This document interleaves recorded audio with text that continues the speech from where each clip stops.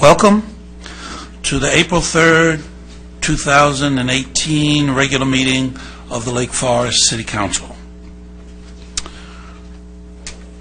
Tonight, the invocation will be led by Reverend Tom Rogers from Abiding Savior Lutheran Church in Lake Forest. Is Tom not here? Okay. Mayor Pro Tem, would you like to lead us? Oh, okay. She defers to you. She's done the last two, so. All right.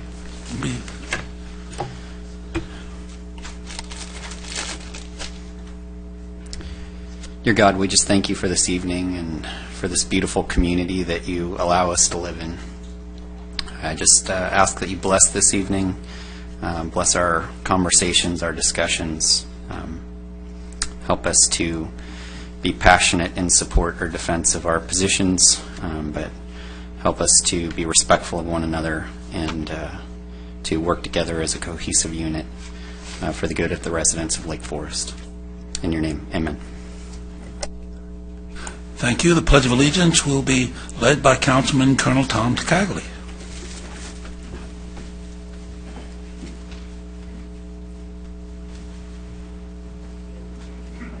Allegiance to the flag of the United States of America and to the republic for which it stands, one nation, under God, indivisible, with liberty and justice for all.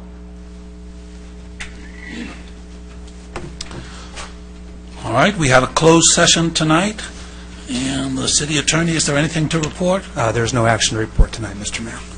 Will we ever have any action to report? Yes, we will, Mr. Mayor. Okay. Next on the list is the report from the student liaison. Sarah, is she here? Okay, we're having a tough time. Next on the agenda are the presentations. It's a proclamation designating the month of April as DMV Donate Life California Month, submitted by the acting city clerk. Jennifer? I'll move the presentations. Second that. Okay. Vote, please.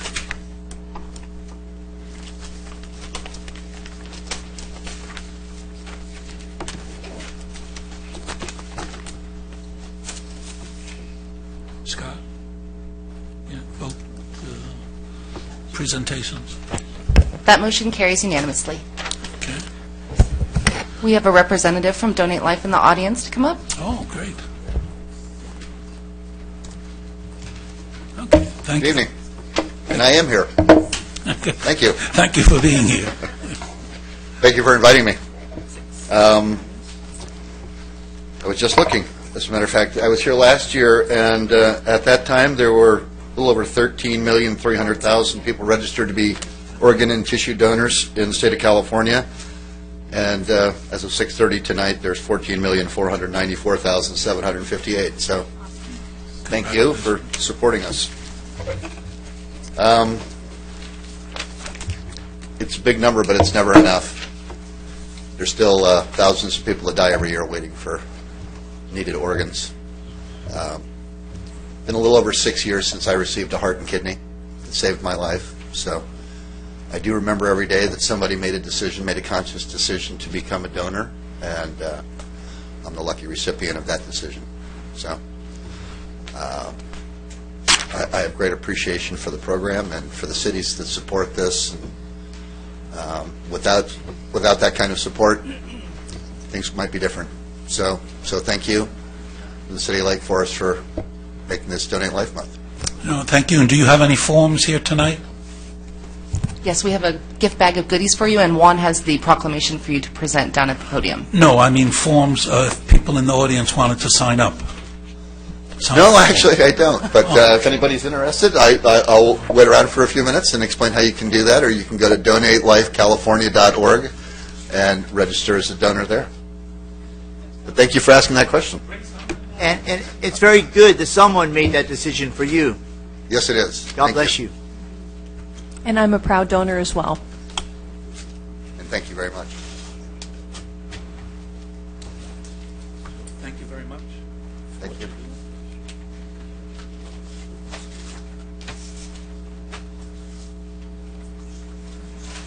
I'm embarrassed to say I'm not it's not on my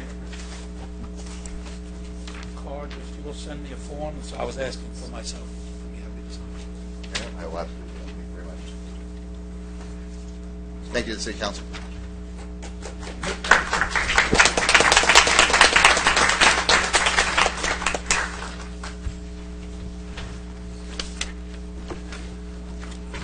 Okay, and I would encourage everybody else. I just haven't done it because I haven't done it. It's just lethargy and haven't gotten around to doing it. So I'm glad he's here, and it just reminded me to do it. Next on our agenda is public comments.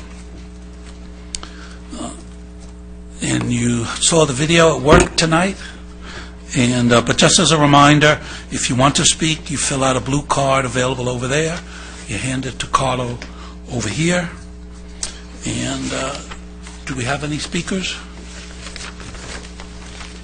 Yes, Your Honor. Mike Black, followed by Joseph Moscatello.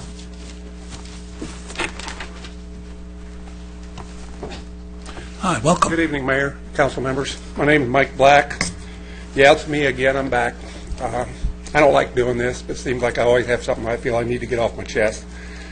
Last council meeting, I told a quick story, which I hope brought forth a point that I was trying to make of when I lived in Seal Beach, and the board of directors of the homeowners association gave us all a ballot and a letter and told us to pick the color we wanted to paint the complex. Not that what they didn't tell us was that they had already made up their minds 2 weeks prior and already had the paint stored in the storage shed that they chose to paint. And I told you before, I don't like seeing you guys do the same thing. You ask us to come in here and speak, we speak, but you don't listen to us. Some of you do, some of you don't. Last meeting, Mayor, you commended Dwight Robinson and Scott Voights for being two people that did their homework on an issue that we were discussing. You recused yourself from voting for it because you didn't know anything about it.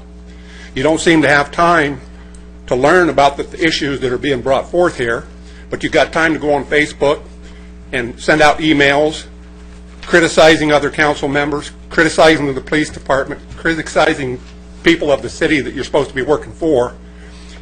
And yet when an item comes up, which is going to be discussed later tonight, which I'm not going to go into detail, but it's item 15 tonight, which is trying to censor council member Voights. Mr. Cagley, 2 weeks ago, you sat there, and after half a dozen or more people came forth, as they have in other council meetings, and spoke favorably about Mr. Voights, you made the comment that the censoring issue is out of your hands. It's just something you have to do. That when you receive a complaint from a citizen, you have to follow through with it, and you have to take it seriously. Okay, so Mr. Henderson came in here, and he attacked Mr. Voights.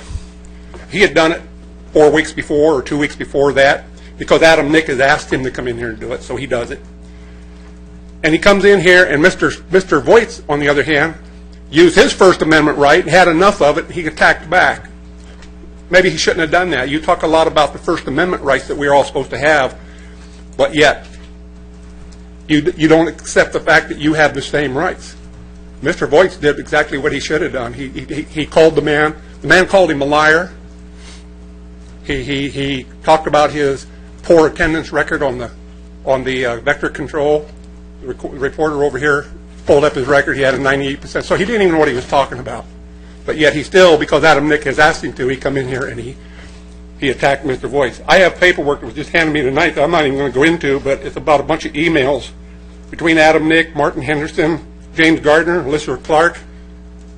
And as I read these things, I can't believe that between the four of you, you said these kind of things to each other in emails. So when it comes to censoring people for doing things that aren't appropriate or aren't right. Time's up. Okay, yeah, we were watching for that red light, weren't we? I watched for When the it red comes light. time- when it comes I time to watched for the censoring red light for everyone. Your People time's of up. Lake Forest, maybe what we ought to be doing is censoring you, Mayor, Your time's up. because you can't do on the Thank you for Facebook your what you comment. do to people. John Claycomb, followed by John Bush.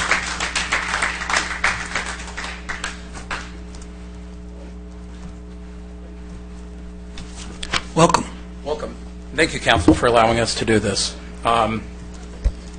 Hate to be up here and talk about all this stuff, but I'll continue on with the other gentleman said. I'm here to talk about the censure of Scott Voights.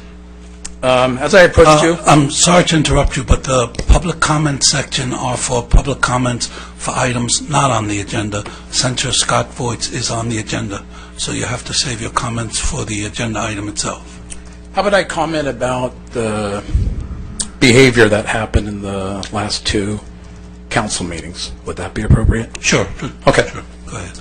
I'll just go off from what I heard. I was not here, but thank you for having the social media to allow us to hear everything that happens here. So I appreciate that. What I witnessed 2 meetings ago was somebody that came here not gentlemanly like I just did for you guys. He didn't come here half-cocked. He came here fully cocked and ready to attack one of our councilmen. It was inappropriate. Nobody stopped him when he started berating him. I'm watching this going, I cannot believe this is happening. He couldn't get him for not showing up for meetings because he did. He attacked him because of things that he felt was not addressed to us as a city. I've seen those paperwork. In my opinion, there wasn't much there. I think we had something in Rancho San Margarita. Nothing was said. Mr. Voigt probably should not have called him a paid hack. He should have just left it as a hack. Because we have seen paperwork now on the internet with him tied in with social media for the recall. To me, that's not that's a biased journalist. So maybe it'll be proven he is paid, or we could figure out a word that you might use for paid. But he definitely seemed like he was a hack. Now, nothing was said about his comment, Jim. I'm sorry, let me address you correctly. Mayor. About that was an opinion. But when Mr. Bush, who has inside information, came the next week as I'm watching it, you said at the end, this is his opinion. Now, why the difference between him, who knows you, and I don't think he knows those two, why would his just be an opinion, which it still could be, but it was very important, and when Mr. Henderson came up, that was not an opinion. That seemed like fact because you didn't say anything. And that's something we should not be having on this council. Okay? I understand you guys got the majority. That's fine. Whatever happened in the past, no more revenge. Let's be together. And to me, that wasn't. That was exactly attack of Scott and allowing it. Time's up. Thank you for your Thank you. comments. John Bush, followed by Mark Murphy.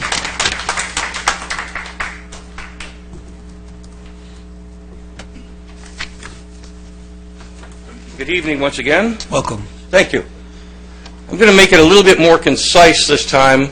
I was told that it was a little over the wall last time, too many topics to try to discuss. So we're going to just really concentrate on my opinions. The whole book of opinions. Okay? Number one, Mr. Gardner, your involvement in Ms. Basil's and Adam Nick's election campaign and your involvement in both of the recall campaigns. Extremely over the top. Extremely involved. Many places. Opinion. We've talked about opinion.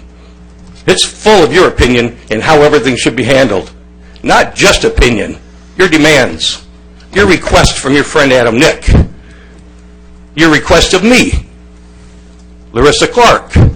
Leah Basil. How we do it. When it wasn't done your way, we were all wrong. Because only Jim Gardner knows how to do that and run this city the way he wants it, with Adam Nick's money. I'm sick and tired of it. And I got a whole lot of reasons not to like it. I came to your house, picked up the database for the recall. Recall that, Mr. Gardner? That you were doing all of the validating for? Yeah. Because didn't have the money to pay somebody else or whatever, but for the first few weeks until your back got bad, you were doing it. And I came to your house and picked that up from you. It's amazing how involved you were in having such an opinion on Facebook about everybody else. Mr. Voigt, Mr. Robinson, and Mr. Hamilton, who I basically single-handedly took off the city council. I don't regret doing my job, but I do regret being your little puppet and Adam Nick's puppet for the money in here. And Ms. Basil, I've reached out to every one of you this week. I've reached out to you, Adam Nick, and Hamilton. Guess what? Ms. Basil did not answer. I asked her just to give me her point and kind of face up to some things. I know you got caught up in Adam Nick's money game, but you're in the wrong place now. Gardner, you've been caught up in this game forever. Mr. Kegley, I don't know what the heck's the matter with you because you got caught up into it and you know it. I reached out to every one of you. You know who I got calls from? You know who I talked to? Mr. Robinson, who I headed the campaign to burn him. Mr. Voight, who I was part of the recall on his. And Mr. Hamilton, who sat with me for an hour and a half, giving me his point of what happened. You know, I feel bad for those three people. The gang of three, it's not a gang. They're three members that literally tried to help the city. You want a gang, you got it sitting right in front of you, bought and paid for. And I'm asking right now, my request for this evening is that Tom Kegley, Jim Gardner, and maybe even Leah Basil stand up and resign themselves from the situation and the seats they have that they do not deserve to hold because they're bought and paid for and you don't belong in that board. Time's up. Get up and go. Mark Murphy, followed by Megan Soman. Just 1 minute, I'm going to respond. Generally, I don't respond. The other day, my phone in my car was giving me some trouble, and I cursed at it. It's a silly thing to do. And she replied back to me. It's a woman. I guess most of them are women. She replied back to me, I won't dignify that with a response. I thought, that's pretty classy. Anyhow, when John Bush first spoke, that was my thought there, that, and generally speaking, I don't respond, even when I'm attacked. It's your right and your privilege and the privilege in this country for you to come before us and say anything you want. I mean, it's America. But since John Bush seems to be going to be here with us for a while, then I thought it important for me to fill you in on some of the background in this situation. On or about July...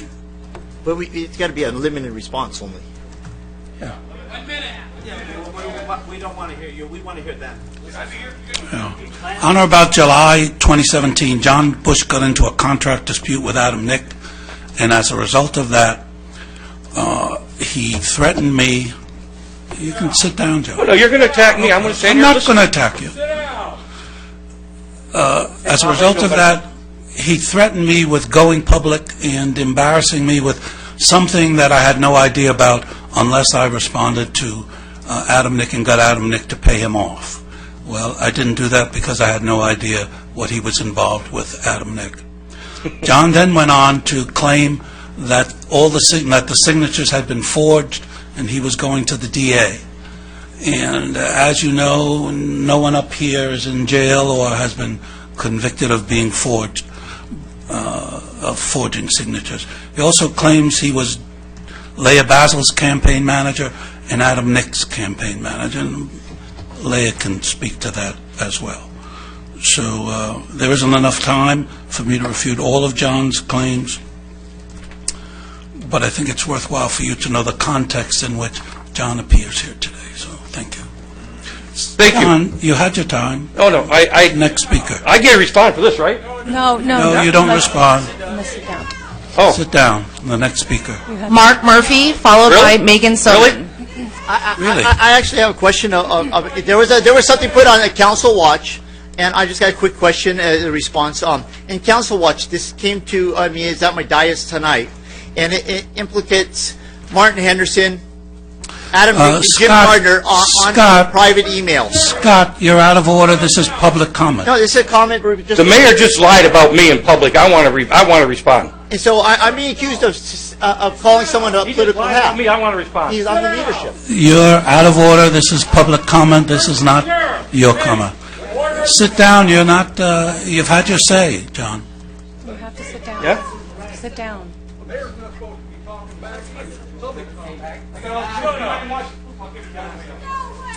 Okay, welcome.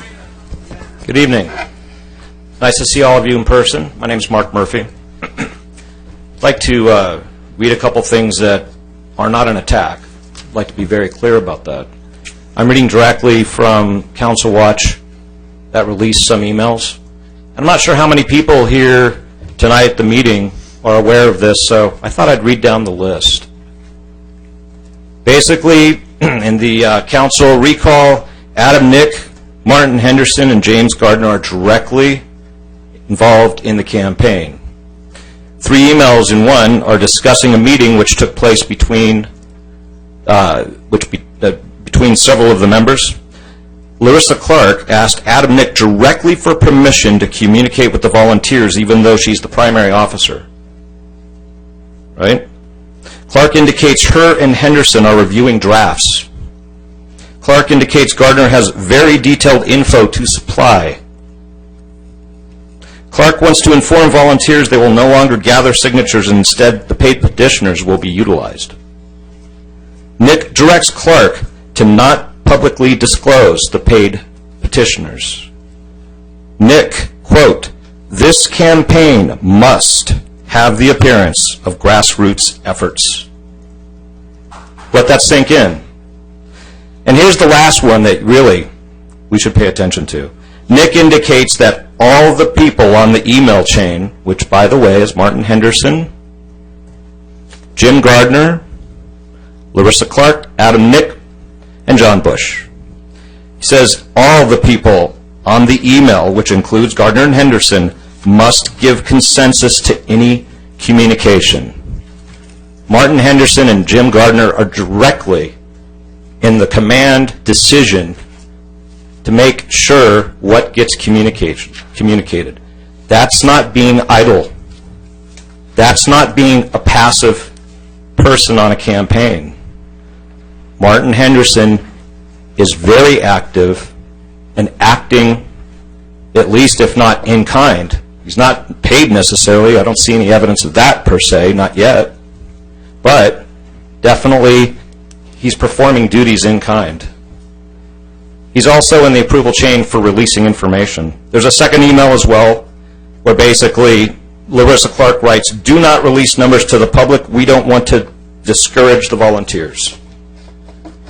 I'm not sure if everybody's seeing all that, but I find that extremely, extremely problematic. Were you aware of this, Ms. Basile? I saw the email. Were you aware that this was occurring at the time? I had no involvement in the second recall. Or were you aware of it?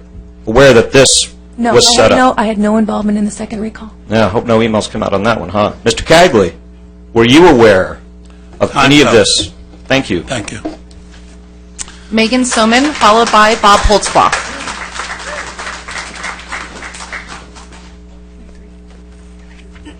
Hi, welcome.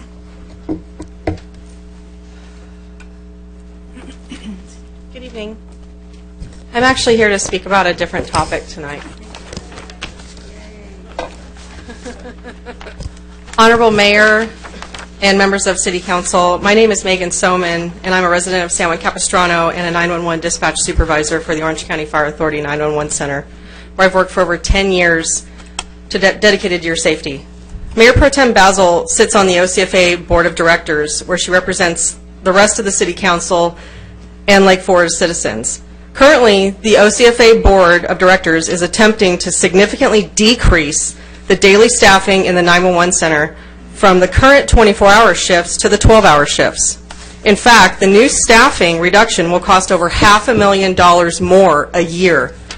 In 2006 and 2016, OCFA management conducted 911 Center staffing studies which proved 24-hour shifts are the best option. In addition to these studies, the OCFA executive management has conducted another study of our staffing that was published last month. Which was published last month. It also supports these 24-hour shifts and proves that they are advantageous for the Fire Authority, its members, of the city, and taxpayers. In addition to copies of the new study, I've also brought each of you the 911 dispatcher's response to this new study. Under the existing 24-hour shift schedule, there are 10 911 dispatchers on duty 24 hours a day. With the 12-hour shifts, you would see as much as a decrease as 4 dispatchers each day. This is a clear downsizing of 911 at a cost of over $500,000 more a year. Currently, Our 24-hour shifts that we work, we only get paid for 17 hours of those hours. We do not get paid for sleep time. We only get paid if we are woken up due to emergency activity. We do this for the surge capacity in the event of a large emergency or sudden influx of 911 calls. We have no problem with this practice or desire to change it. We want our staffing to remain unchanged. If we are switched to 12-hour shifts, you are paying $500,000 to lose this imperative capacity. Mayor Pro Tem Basil and the other OCFA board members are ultimately responsible for the life safety of 23 cities, including Lake Forest, and the 1.8 million people who depend on OCFA for emergency fire and paramedic services. I am here to hold Mayor Pro Tem Basil and the other OCFA Board of Directors members accountable if they continue with this deadly decision. Rest assured, when this downstaffing gets someone killed, the 911 dispatchers will be there to make sure the appropriate people are aware that the Board of Directors knowingly downsized the 911 center staffing and did it with multiple studies that strongly advised against it. We will hold the board accountable. Please don't jeopardize the safety of your citizens. Thank you. Thank you. In response to that, the OCFA has met several times to discuss this. A little bit of misinformation. As far as the shift, they decided to change the shift because there was an issue with fatigue with many of the responders, and also the 12-hour shift made more sense because now we're incorporating a supervisor there at all times. The current 24-hour shift does not have that. They have someone that's on site that takes over as supervisor, but there was not an actual supervisor on shift the entire time. So this new model will actually change that to put proper oversight, to make sure that everyone is running properly. And what's happened is they have now done an analysis and found out the time frame that they're receiving the most calls. Those time frames will be staffed, extra staff at those times. They will have people that will be on call, and there's going to be more overlap. So what appears to be we're going the wrong direction, we're actually going in the right direction. We're in line with several of the other organizations in the area that do emergency response. So we're in line. We have had advice from several members of the OCFA and the Board of Directors. We had several discussions after the initial decision was made, and they have decided to continue with this because we feel that it is the safest model for the emergency responders. We want you guys to be at your best, and we're actually looking out for your personal welfare in this decision. And I think that the OCFA made a very good decision because ultimately what comes down to is we want the safety of our residents, and we want the safety of the people that are answering the calls. So that was, if you have any questions, feel free to call me. I'll be happy to talk to you. May I comment? May I respond? No, this is not the time to do that. Yeah, this Okay, but is not an it's not interactive fair for you to throw out comments like that and say that you have a But study and this is some public numbers comment. because you haven't Yeah. provided that to the fire authority or the dispatch staff. But this is public comments. You're not allowed to respond. Thank you. You can call me, though. Give me a call. We'll talk. Just a tip for people who plan to talk and have material for us. You know, the chances of us reading something while you're talking are pretty slim. So if you do plan to give us material and you get that to us by Thursday, we can have read it before the meeting. But if you give it to us at the meeting, it's pretty hard for us to read it. Also, for the speakers, we are doing this on Facebook Live, and just be sure that you're speaking to the mic so that everybody at home can hear it. Do we have anyone else? Yes, sir. Bob Holtzclaw, followed by Randy Johnson. Okay, welcome. Welcome. Thank you. Bob Holtzclaw, resident of Lake Forest. I have just some real quick questions here, so I'll get on with it because I use my 3 minutes. One, Mayor Gardner, were you ever paid to validate recall signatures? Did you check with the city if there's any conflict of interest to validate recall signatures using your First Amendment right to do this? Did anyone hire you to do recall signatures, or did you hire anybody to get signatures? No. Did Adam Nick pay you to validate any signatures? Councilman Cagley, I know your honesty and integrity as a military officer, so we both belong with the same line. Did you receive any money from Adam Nick? Did you pay me or any volunteers on your campaign? Actually, I donated to your campaign. It's on your 460. Was Adam Nick considered a private PAC, and you had no influence of his campaign? And I think Mr. Robinson probably could explain what PACs are. I just want to make it no disrespect to you. I just want someone else to come with that idea. Me, I never received any money from Adam Nick or during the recall or working for Colonel Cagley's campaign. I was a volunteer. I think volunteer means exactly what it says. I was a volunteer. John Bush was supposed to receive a bonus for X amount of dollars for he could get. He sent his people out to homes and told them that their signature didn't count. So if you would re-sign the petitions. So that's why we wound up with 1,769 duplicates. Actually, we're only 321 signatures over the amount.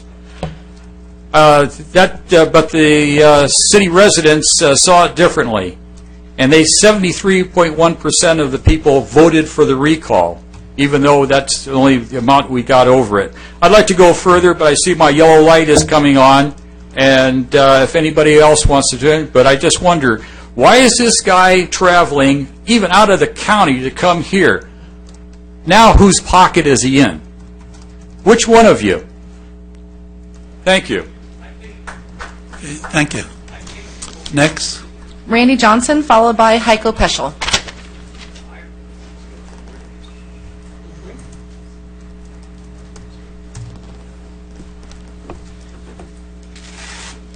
Welcome. Oh my gosh, what excitement tonight. I'll tell you, I feel like I jumped in a time capsule and went back to Chicago. It's 1930. This is unbelievable. Wow, what a night. Anyway, I submitted something to you. You should have it by this time. Hopefully you've read it. And it concerns the district elections and the demographic analysis that was done back on April 7th, 2017. And as everybody knows, we had 4 of our 5 votes stolen from Leah Basil by Jim Gardner and Dwight Robinson. They stole 4 of our 5 council votes. And they kept this report secret from the citizens of Lake Forest until they actually passed the district elections and voted for it. And then they didn't bring it forward until I came up to this podium and demanded that they release it to the public, which they have. I had to go through an ALF report and get a public records request in order to get that information. Okay, and it briefly discussed the federal and California State Voting Rights Act. It's very interesting. I've submitted it. It's going to be online for everybody to read, so you don't have to put in an ALF request. Just go to the supplemental information with this meeting under my blue slip, and you can read it for yourselves. Okay, so it analyzed the 2014 and 2016 elections using data that was applied to scattergrams to plot dots on a chart that represented Latino or white-black voter preferences. And what it came down to is that it came to a final conclusion. This National Demographic Corporation indicated that relatively flat slopes on the charts were an indication that there was little ethically driven voting in Lake Forest. Any such claims to the contrary would be weak and not supported by the data. And it actually gives numbers for the various candidates who ran in that election. For the 2014, it was McCullough, Miller, and Voigt. And again, it showed very little voter preference with regard to race in that. I know I'm getting short on time here. It's hard to get through all this information. But the bottom line here is that they said here, statistical analysis of the precinct-by-precinct results from 2014 and 2016 council elections do not support a claim of polarized voting in Lake Forest, but there is data that plaintiffs could use to bring a lawsuit. Of course, you could bring a lawsuit for me wearing this red hat, okay? But the fact is that We're not a racially polarized community, and you stole 4 of my 5 votes. I resent that. They did it to Mission Viejo. Mission Viejo is fighting them. They're resisting them.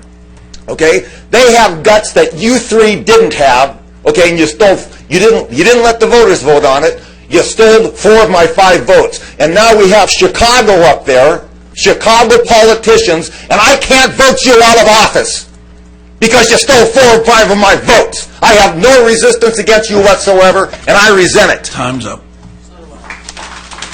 Heiko Peschel, followed by David Carter. Good evening, Mr. Mayor, Council, and City staff. Heiko Peschel, Foothill Ranch. And let's change lanes from this fast lane back to the slow lane. Going back to the lady from the Fire Authority, read 2 articles in the Register this week that really came down hard on all emergency dispatch in the Fire Authority in North County in their reluctance to believe people out there in the field. I'm one of those people out in the field. I have an emergency placard from the county that says I'm allowed to go out there and be part of Fire Watch. If I call something in from Fire Watch and that fire emergency folks don't bring somebody out there, not only am I going to be unhappy, but the people who lose their houses are going to be a lot more unhappy. So make that a quick one. Going back to about 1974, a friend of mine was minding his own business as an attorney in the city of Irvine when he was asked to be part of a group to come together with a recommendation as to how the city of Irvine should develop the northern part north of the 5 freeway. So they did that. They came up with a really nice presentation, gave it to the city council. City council said, oh, but we have our own ideas, and completely ignored it. My friend, the late Justice David Sills, and his buddies stuck it to the council and ran it down their throat. So please take that as a warning. Thank you. Thank you. David Carter, followed by Nikki Modazetti. Good evening, Honorable Member, Mayor, and members of the Council. I'm a little nervous because of this one. I'm Dave Carter, resident of Lake Forest. I never thought that I'd be addressing the City Council on issues regarding my oath of office with the Planning and Traffic Commission. However, I don't speak at this time. I feel I will be in violation of not only that oath, but the oath I took as a commissioned officer in the United States Army. I believe the actions taken by the State Assembly, specifically SB 54, in the establishment of a sanctuary state violates California Constitution, Article 3, State of California, Section 1. Section 1 states, the State of California is an inseparable part of the United States of America, and the United States Constitution is the supreme law of the land. That was added in 1972. My oath of office clearly states I will support and defend the Constitution of the United States and the Constitution of California against all enemies, foreign and domestic, that I will bear true faith and allegiance to the Constitution of the United States and the Constitution of the State of California. Through my research of the state constitution, I was unable to find any reference to immigration as a function of State of California's constitutional responsibility. Therefore, immigration falls under the Constitution of the United States, and all federal laws should apply. I believe that SB 54 and the establishment of a sanctuary state are in violation of federal law, and subsequently make it impossible for anyone having taken the oath of office as prepared by the Secretary of State of the State of California to comply with their oath without serious contradictions of allegiance. At the March 20th, 18th Lake Forest City Council meeting, under public comments, Mr. Randy Johnson entered a request to support the Los Alamitos Sanctuary Challenge. I believe this is true. The city Los Alamitos Mayor Pro Tem Warren Kasamoto correctly states in his background discussion, it affects the city's council's oath and the oath of all commissioners to support and defend the Constitution of the states. In his view, the contradiction, it is impossible to comply with both the Constitution of the United States and the Constitution of the State of California when two governing documents contradict each other. The order of precedence need to be invoked and followed. In closing, he states, In this situation, his belief is that the Constitution of the United States has precedence over the Constitution of the State of California. Therefore, I am in favor of the request to support the resolution and/or ordinance that was requested at that last meeting. I say this as part of my obligation. Time's up. Thank you. Mr. David Carter, I want to say thank you for your service to our nation, and that I did make the motion that the City of Lake Forest sends a resolution in support of Proposition SP 54 to Los Alamitos in their challenge to the state sanctuary. So thank you, Randy Johnson, for bringing it to our attention. Thank you, Mr. Carter. Thank you. I expect it's coming up at the next meeting. Nikki Motozetti, followed by Larissa Clark.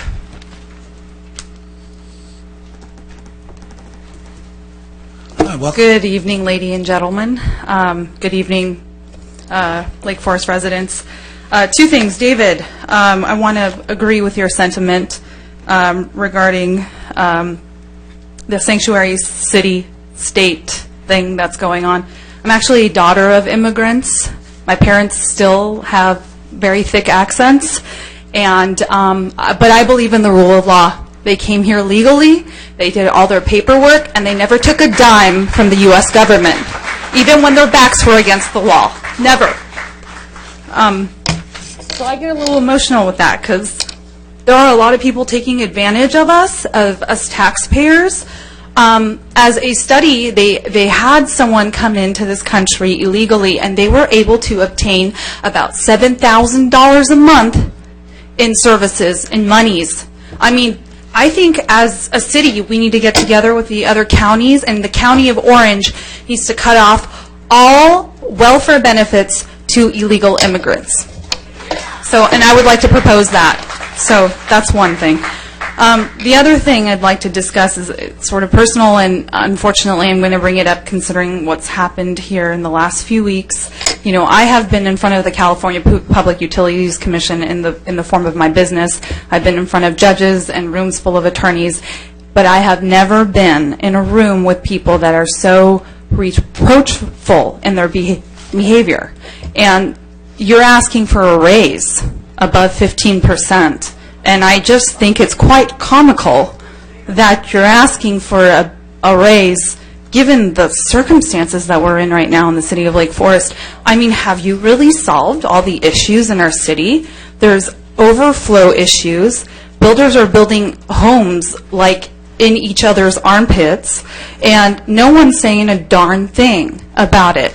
So I'm really disappointed. I had a smear campaign when I ran for office. Someone wrote really silly things about me as if being an athlete was a negative in this life. And I'm not as old as some people on this council, but most of my life has been documented on the internet, because that's how it started, was in my era. So, you know, the character of some of the folks here on the city council, I think, needs to shift.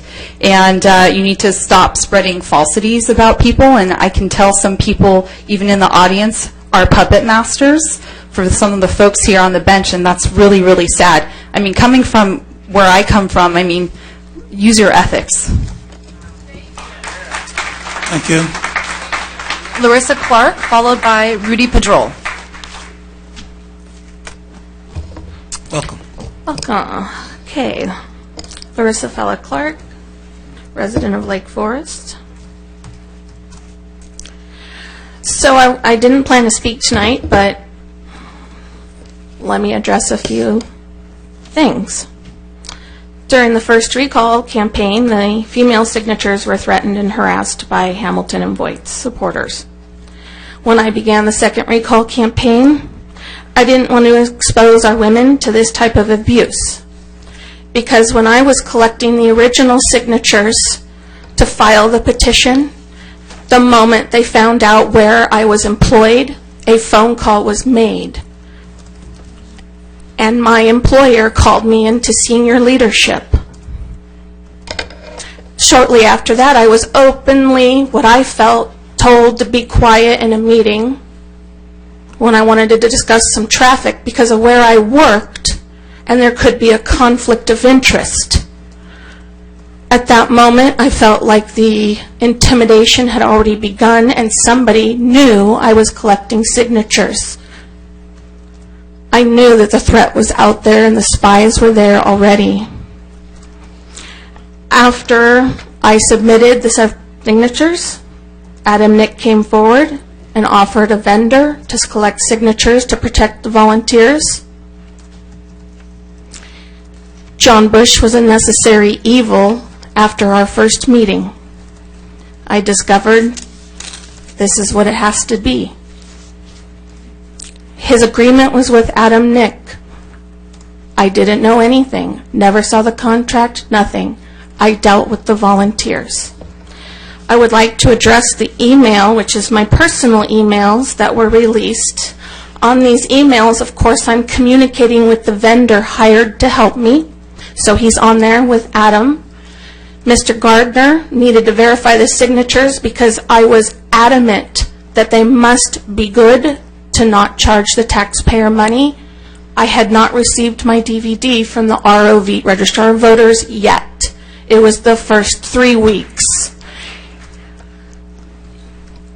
On this email, after I learned about a bunch of stuff that Bush and his sales pitch gave me, I complied with those that were more experienced in this because I just wanted it to be successful.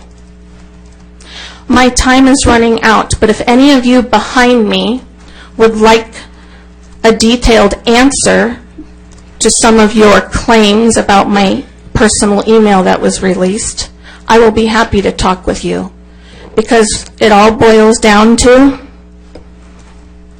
we were planning a strategy and I was seeking advice Time's up. to help myself. Thank you. Time's up. Relay for Life, South Orange County, followed by Martin Henderson.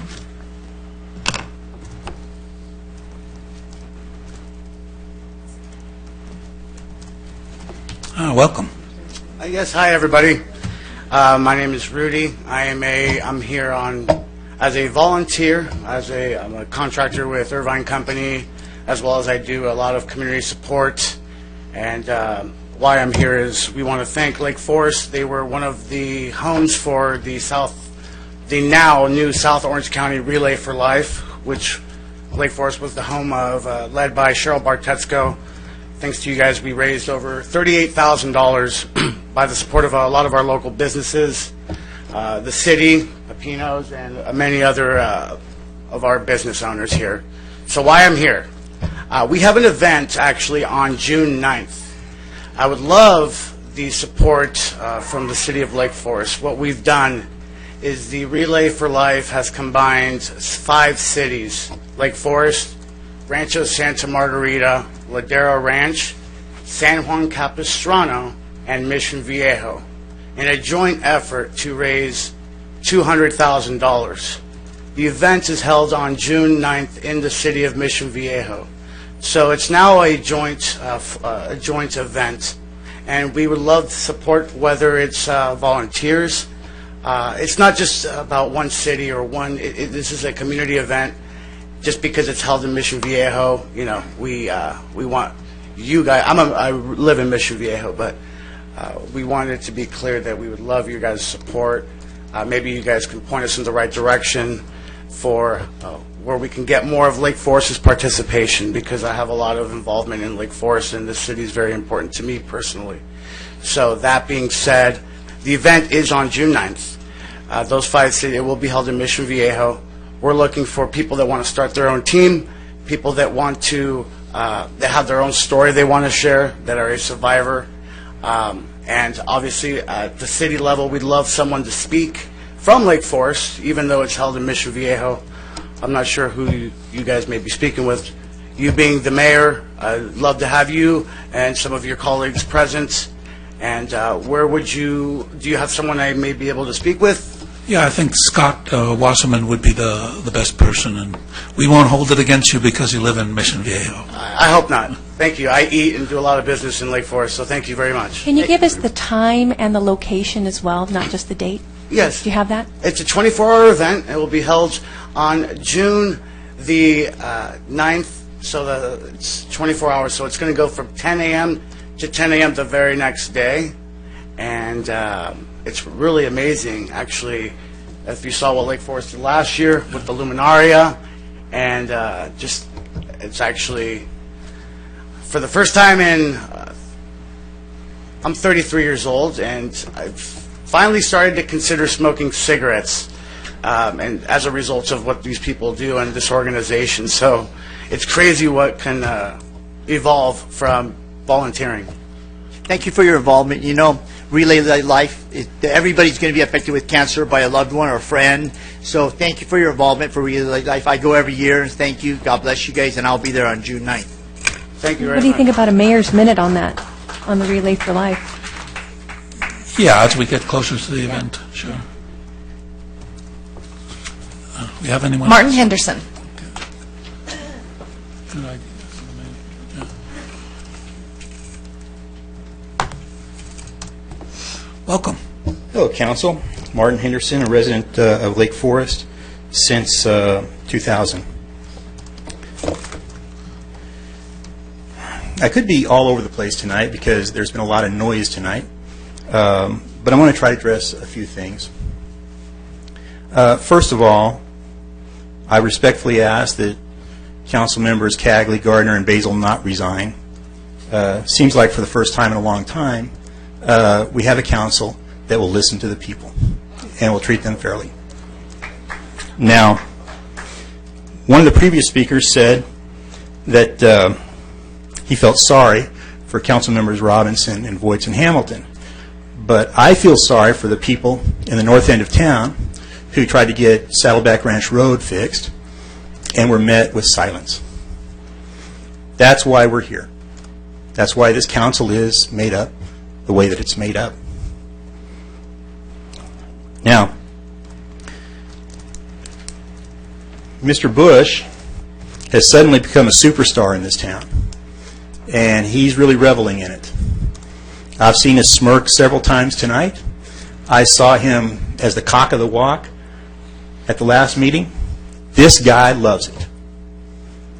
6 months ago, many of the people who have spoken tonight, some of the people who have spoken tonight, many of the people in this room, were adamant that there was bullying, lying, deceit, forgery involved in the collection of signatures to qualify the recall.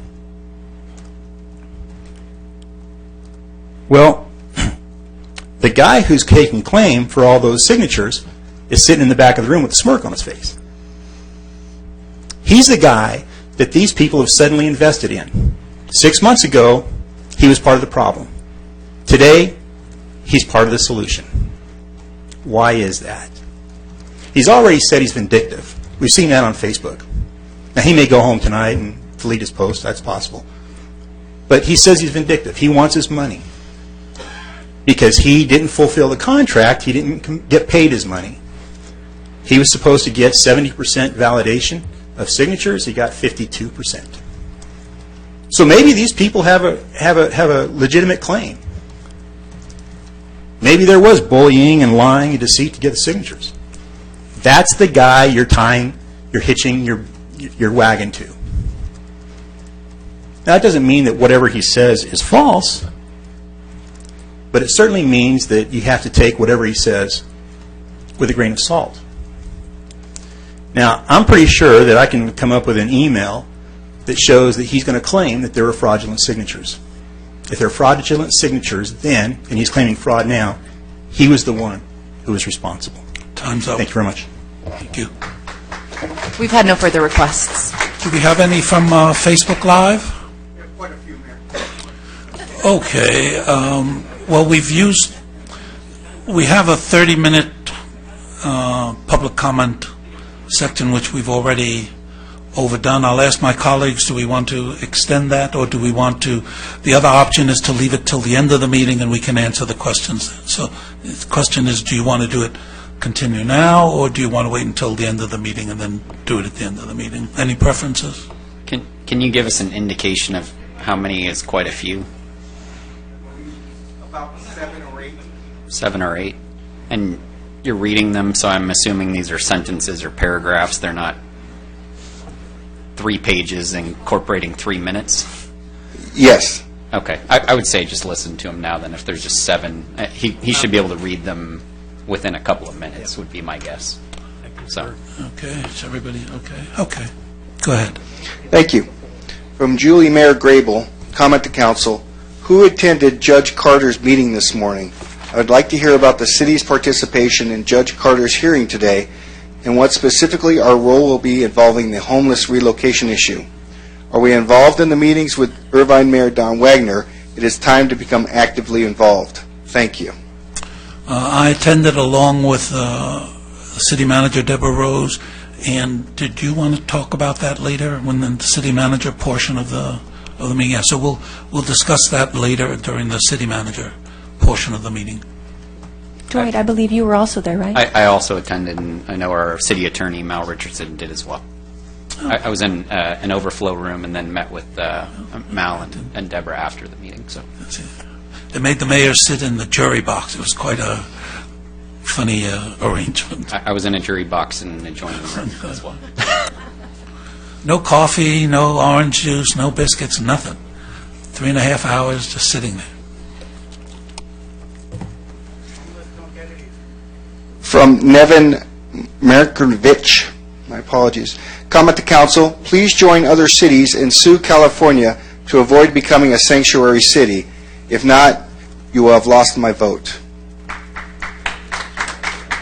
Yeah, once again, that's city manager, that's coming up at the next meeting, right? Yeah, thank you. From Hugh Jazz, comment for council. As Lake Forest Hugh Jazz, I want to say that Mayor Gardner, Tom Cagley, and Leah Basile should resign. They are corrupt, and time will tell what an outrageous group of criminals they are. I call on District Attorney, Attorney General of California, and U.S. Attorney General should investigate this criminal enterprise. Resign now, all 3 of you, Mayor Gardner, Tom Cagley, and Leah Basile. Next. Debbie Cleaver, comment for council. Will Lake Forest follow the federal government ruling that our state is not following federal law and is not a sanctuary city? I don't want a sanctuary city. What California is doing is not in the best interest of our citizens. We've answered that several times. Charlene Maggio, comment for council. Will Lake Forest follow the city of Huntington Beach in its opposition to California and its sanctuary state status? Again, coming up next week. Sam Castro, comment to council. Change the city name back to El Toro.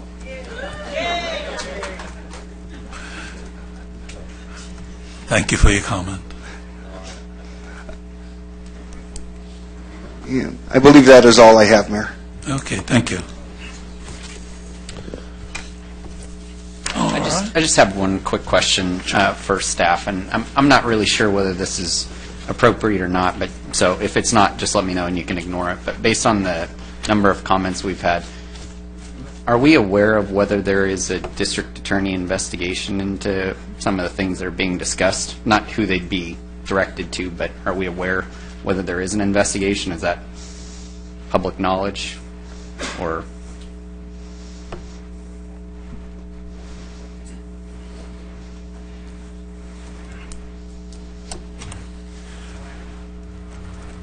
What the DA is engaged in terms of these allegations, we don't know. I have spoken with the DA in the past. I have no knowledge at all. I don't think staff does either about whether they're investigating this or what the extent of that investigation is right now. I know that they have spoken with individuals about issues pertaining to the recall election.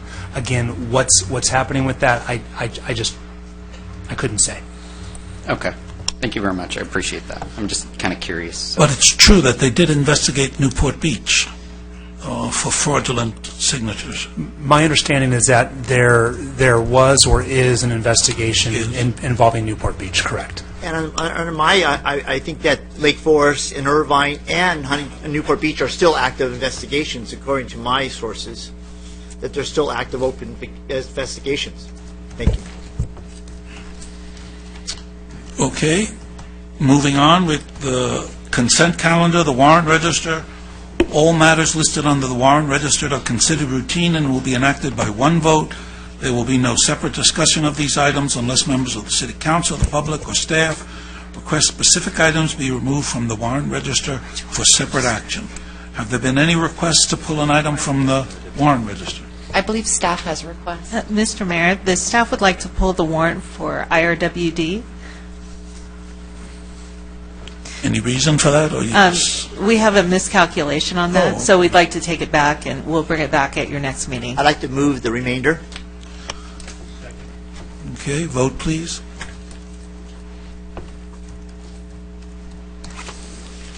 That motion carries unanimously. Next is the consent calendar, and once again, all matters listed on the consent calendar are considered routine and will be enacted by one vote. There will be no separate discussion of these items unless members of the City Council, the public, or staff request specific items be removed from the consent calendar for separate action. Have there been any requests to remove an item from the consent calendar? Yes, Your Honor. Item number 5. Item 5. Okay. And I'll pull number 8.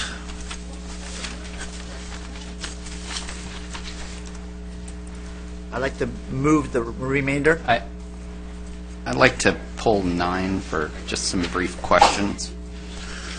And I'll pull 12. So is your motion to... Still, my motions, the remainder shall be moved by me. It's less remaining. Second? Do we have a second?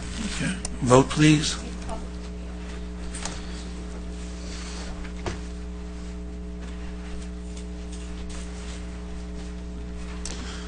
That motion carries unanimously. Okay, item number 5, minutes of the regular meeting of the City Council held on March 20th, 2018, pulled by a member of the public. Randy Johnson?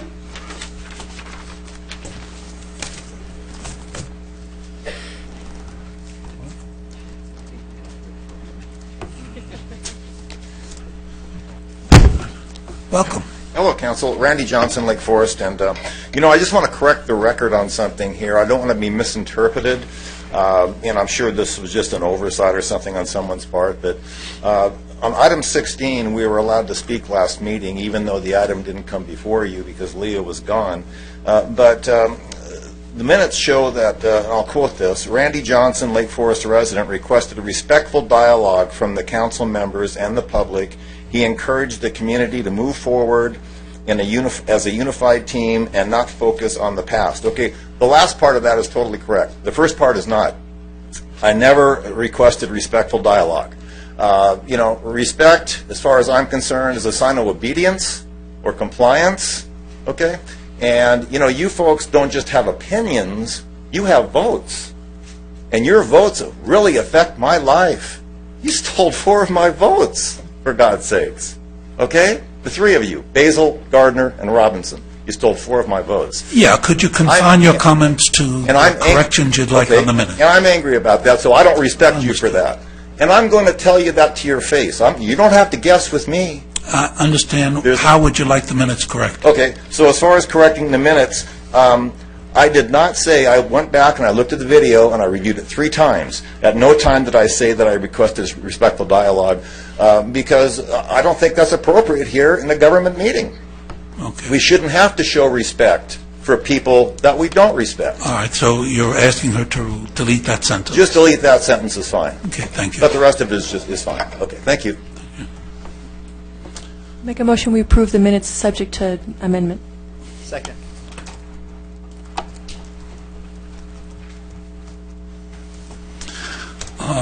I pulled item number 8. I'm sorry, Mr. Mayor, we have one more. I'm sorry. There it is.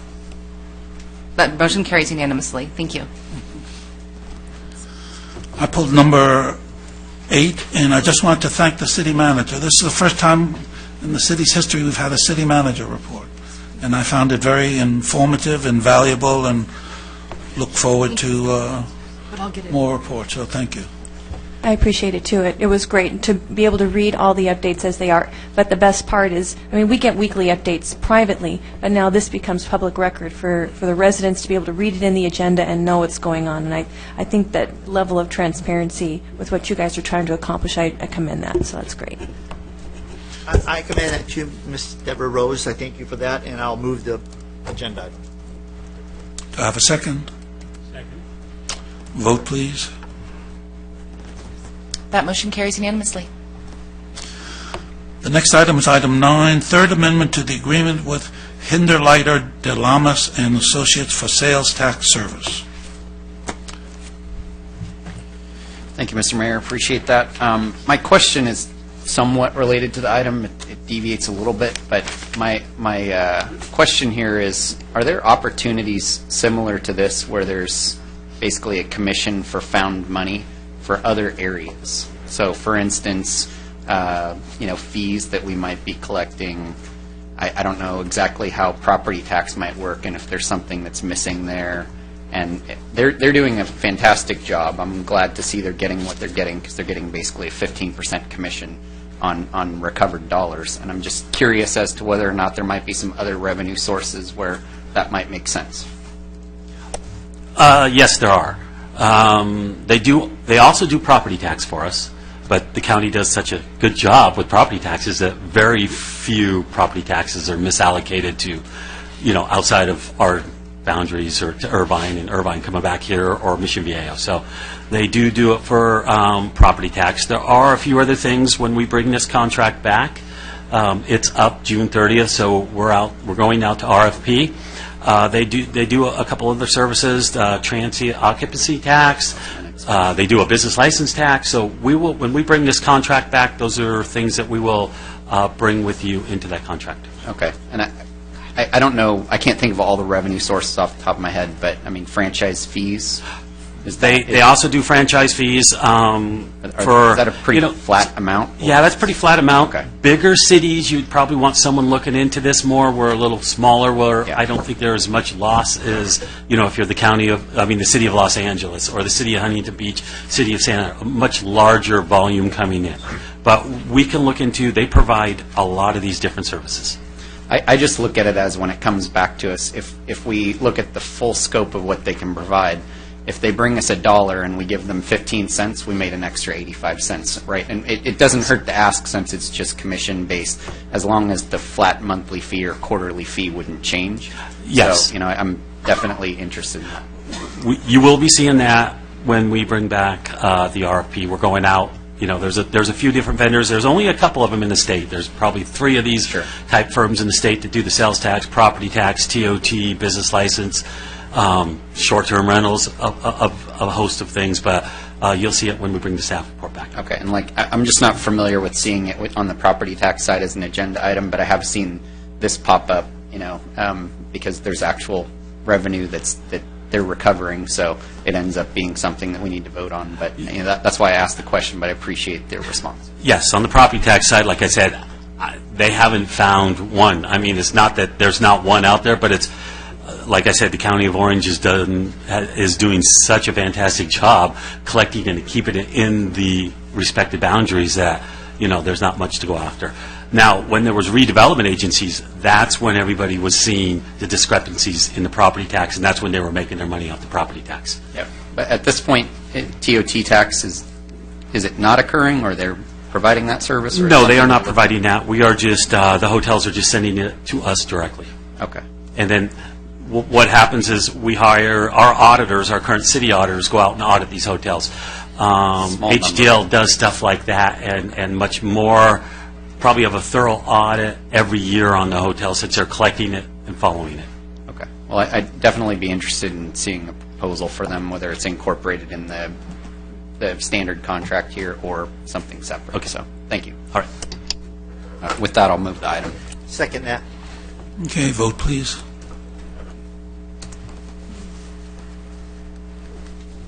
That motion carries unanimously. Okay.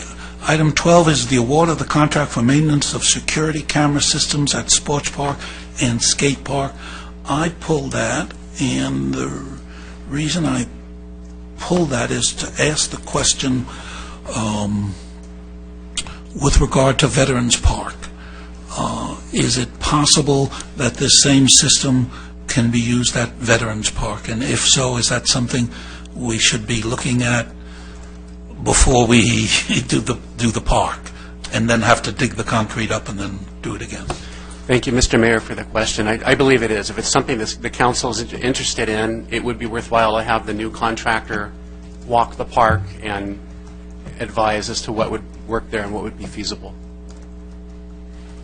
And is that something that should go in the budget, or should we agendize that, or how should we deal with it? We are going to have an upcoming item on Veterans Park, and so we can include some information there. And then, of course, since there's a cost implication, we could bring that back during the budget process. So your budget workshop is May 9th, and so we could talk about it then as well. Okay, thank you. Just since I hadn't given it much thought, but how much of this is hardwire now versus wireless? You know, I'm going to ask Sure, I Laura asked a tough yeah, question. Laura's going to So, know the... I mean, if it's wireless, I don't see much of a rush need, but if it's hardwired, I totally understand what the mayor's position is. Laura Lisek, Recreation Manager. Good evening, Mr. Mayor and fellow council members. It's about half and half. We have now put in a new system at the sports park along with the skate park. Most of it is wireless, but we still have the original system at the sports park, which still has some wires. Okay, and the part at the skate park, are they having to tear up concrete to put this in, or so No, this is all no, it's all wireless and- wireless there. Okay, all right, thank you. Sure. Any other questions? Thank you. All right, with that, I'll move the item. Second that.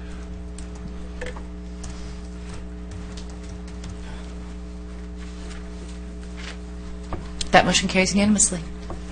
Mr. Mayor, considering the next agenda item is probably going to take up a lot of time, should we go ahead and do our quick 10-minute break now, or should we wait until 8? Obviously, it's your preference to do that, huh? Kind of need a break. All right, we'll take a 7-minute break and come back at 10 to 8. We didn't get a break from closed session to here. We just had to walk straight on. To get a restroom.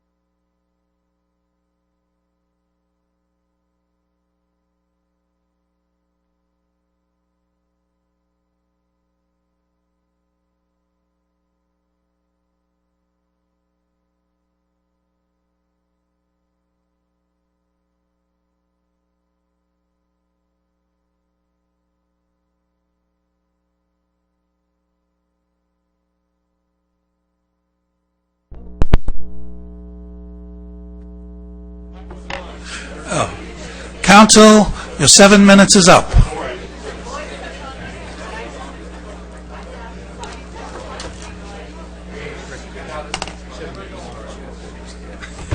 What did I say? Yeah.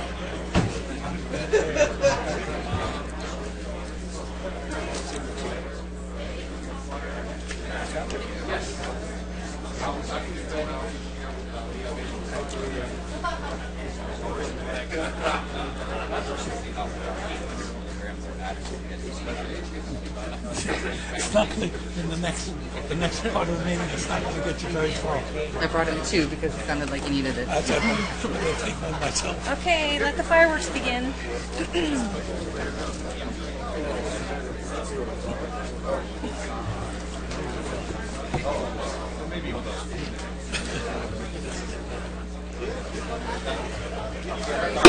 Okay, let's get going. Please have a seat.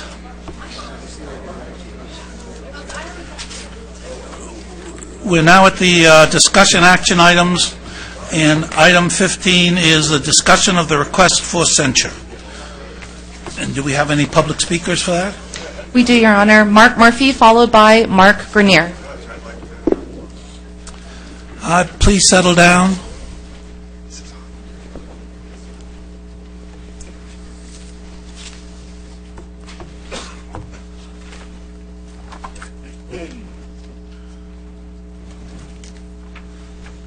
Hi, my name is Mark Murphy, and I'd like to speak Okay, welcome. against or towards this issue against it. Here's what I perceived when I was watching online. I saw Martin Henderson come up, talk about an issue, and then I saw him accuse a council member of not paying attention to something that he should have, and that council member said there was nothing to report. And then basically tried to get underneath this council member's skin, and that's Mr. Voigt's. It was pretty apparent online. I mean, I wasn't even here, and you could tell. But what's transpired since then was that we've got more information that's come out. I read through Mr. Henderson's complaints, and basically he used a whole bunch of documents from Rancho Santa Margarita that basically confirmed what Councilmember Voigt had said. There literally really was nothing going on in Lake Forest. So here's a whole bunch of information Mr. Henderson's trying to make a huge deal out of, right? And Scott gets upset. Mr. Voigt gets upset. Councilman Voigt gets upset and calls him a hack. So I wanted to look up what a hack was. I was pretty sure I knew what it was. But in short, it's a journalist perceived to take partisan sides. Now, I got to tell you, I've always read Mr. Henderson's writings as being partisan sides. But after seeing that he was on your volunteer list as a social media person during your campaign, is that correct? Actually, that's not correct. Okay. That document that you guys have is not what you're saying it is. Got it. It was simply a list of people. I'll answer afterwards. Yeah, once again, That's fine. public comment is... That's fine. So basically, Mr. Henderson, through these emails, he's on an approval chain. Whether he's paid or not is really not germane. It just isn't. If any of you guys, if there's any emails come out that pretty much know how involved he is, not just as a campaign person, not just as a volunteer, he's on an approval chain. It means he does more. You can't let this stand. You just can't. It's not going to be right. And if it comes out later on that there's even more communication, everybody will see exactly how involved you guys were and what you knew and what you've declared. Right, Mr. Cagley? Are you aware of Martin Henderson being involved, volunteering on any campaigns? Time's up. Thank you. Thank you. So I'd just like to respond. May I just quickly respond to that one comment about a document that showed up on Facebook. The document that people are referring to, it's an Excel spreadsheet. When I was running the first recall campaign, I met a lot of new people I didn't know. So whenever I made a contact with anybody, I wrote down their name, their phone number, their email address, whatever I could get a hold of, just so I could have it for reference. So that document was only an attempt for me to reach out to people to see if they would be willing to volunteer to help me with my campaign because I'd made contact with them before. It means nothing but that. Those people were not people that were part of my campaign. It was just a feeler list to see if anyone was interested in helping me run for office. We have anyone else? Mark Grenier, followed by John Bush. Good evening. My name is Mark Greiner. I've been a resident of Lake Forest since 1988. I'd like to discuss Lake Forest's personal politics of personal destruction. When did it become okay for a professional blogger to come in here and attack a sitting council member and read him the riot act, insult him, and call him a liar? And then that councilman reacts back, and now all of a sudden he's on the hot seat. When did it become okay for the mayor of this city to post on the patch articles that are derogatory towards Councilman Robinson, Councilman Voights, and ex-Councilman Hamilton?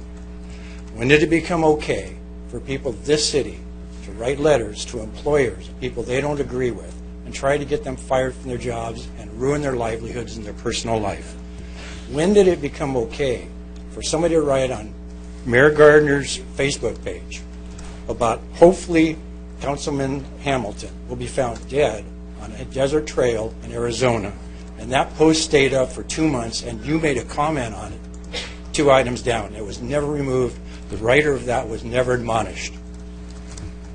When did it become okay for the assistant administrator of Leah Basil's Foothill Ranch or Tully Hills website to refer to people as white trash, rednecks, retards, and rejoice over the fact that Councilman Voight's leg was broken? When did it become okay? I'm sorry. My mama used to tell me, you're going to be judged by who you associate with. Some of you people are associating with the wrong people. And we're watching. We're watching what you say, we're watching what you do, and we're watching what you don't say and what you don't do. And we do deserve better as residents of Lake Forest. Thank you. Thank you. Next. John Bush, followed by Randy Johnson. Welcome. Hello once again. I will apologize for getting a little over-exuberant. I do get a little excited when I am called names, done a few things, and especially in the back of the room where somebody comes and cusses over my ear and to my wife and I. Speaking of which, Martin Henderson. I won't call him a paid hack. I have no proof that he received money from Adam Nick. What I do have proof of, as I said before, when I was Leah Basil and Adam Nick's campaign manager for 2 months living in Adam Nick's house. It's funny to you. I understand that, Mayor, that you think that's funny. But this is no laughing matter, my friend. I have every proof you want to ever see. So please do not laugh at me and get your little smirk when I make a comment about being the campaign manager. I have guaranteed proof I was paid. I lived in Adam Nick's home for 2 months running the campaign. I have hundreds of emails to verify it if you want to see it. Now, to get with that Martin Henderson, how I know he was partial to this, and Miss Basil probably should have known that he had a lot to do with her campaign, because while I was living in Adam Nick's home, sleeping in the bedroom downstairs near the front door, several, not a couple, not a few, several occasions, I answered the doorbell between 11 and 12 o'clock at night to Mr. Martin Henderson to come in with his laptop and sit at the dining room table with Mr. Nick typing away. Isn't that amazing? When I asked Mr. Nick what was going on, he said Martin was a journalist helping with his campaign. Now, I was also the only member on the pact against Dwight Robinson and the only one working the campaign and paying, hiring, and delivering myself flyers on every doorstep in Lake Forest. Maybe you don't call that a campaign manager, but Adam Nick did, as he paid me weekly for doing so. Now, When I asked him about Mr. Henderson, why he was there, he told me he was a journalist helping them. And then the meetings no longer took place at the dining room table. I would see Mr. Henderson's little pickup pull up out front, and he and Mr. Nick would walk around the block for an hour. Now, I'm really not sure what you call that. I'd say it's a hack. Did he get paid? No idea. Did he have a lot of influence on the campaign? You bet your smiling face, Mr. Gardner. Thank you. Randy Johnson, followed by Ken Henderson. To clarify, John Bush was not my campaign manager. I never paid him anything for my campaign, and I'm pretty sure he doesn't work for free. And as far as Martin Henderson, I don't know what Martin does in his off hours. I hardly spoke to him during my campaign, so that's I don't know where that's coming from. I have no idea what Martin does in his private time. Welcome. Hi, Randy Johnson, Lake Forest. You know what I said 2 weeks ago, and pretty much I feel the same way. I don't want to take sides on this at all. I just want to move forward as a city. That's all I want to do. This bickering, everybody's tired of it. The whole city is tired of this infighting, really. And we thought when Hamilton left, you got your pound of flesh, it was over with. I thought it was over with. I said, okay, so he's gone, and now we can just move on. And now you're pouring more salt into the wound. Why do you want to do this? Why do you want to provoke more anger? Why can't we move on as a city? And I had no idea that any citizen can write a letter to you folks and have somebody censor it or put it on the agenda. I didn't know that could happen. Can I do that too? Yep. Oh, so if I think that Leah or Jim Gardner should also be censored, I can write a letter and it has to be agendized? Is that the way it works? Yep. Okay. I'll keep that in mind. I will keep that in mind. Vote accordingly tonight, okay? Thanks. Any more speakers? Ken Henderson, followed by Heiko Peschel.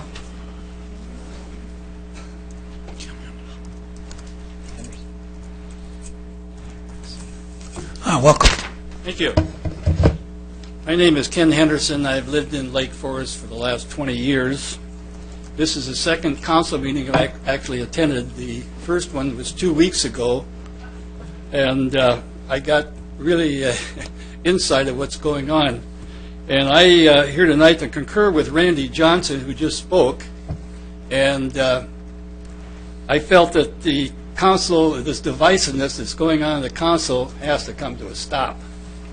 And as far as the censorship of Scott Voigt, by a complaint of Martin Henderson, is laughable and childish, and it should be something you'd find in kindergarten. And for the record, I'm in no relation to Martin Henderson. I've never met the guy. But thank you. Yeah, thank you. Heiko Peschel, followed by Rob Glenn. Sorry, folks, I'm fighting a cold. Mr. Mayor, council members, and staff, Heiko Peschel, Foothill Ranch. Been there since '92, been in southern Orange County since 1960. I've been here a while. I've watched council meetings in Irvine, in Newport, in Huntington. Haven't seen much further south. I've watched board meetings of homeowner associations and other organizations. I'm a member of an organization that has a board that is elected, and when a board like that acts like this one, we do something about it. When my HOA had a gentleman who lived up there started pulling the same stunts that he was pulling down here, they showed him where the door was and explained to him there was no need for Andy to come back. Andy hasn't been seen since. Whatever he's doing, he's not bothering us anymore up there. So my suggestion is when someone comes up here, and yes, I don't think he's a paid hack, but he is a hack, as per definition, according to Webster, and accuses one of you about something or not doing something, and that person responds to it, think of yourself in that position. What happened if I were to pick on our Marine colonel and ask him about the incidents at My Lai in Vietnam? Would that be fair? No, it wouldn't be fair. He probably wasn't there at that time. But you all have to look at this from a responsible adult point of view, not like children playing in a sandbox. This is not a sandbox. This is adult life with a large audience. Thank you. Thank you. Rob Glenn, followed by John Claycomb.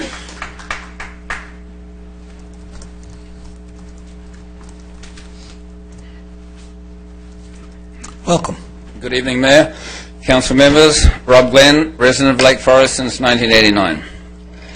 This is just like the current news. The left media constantly bringing up collusion.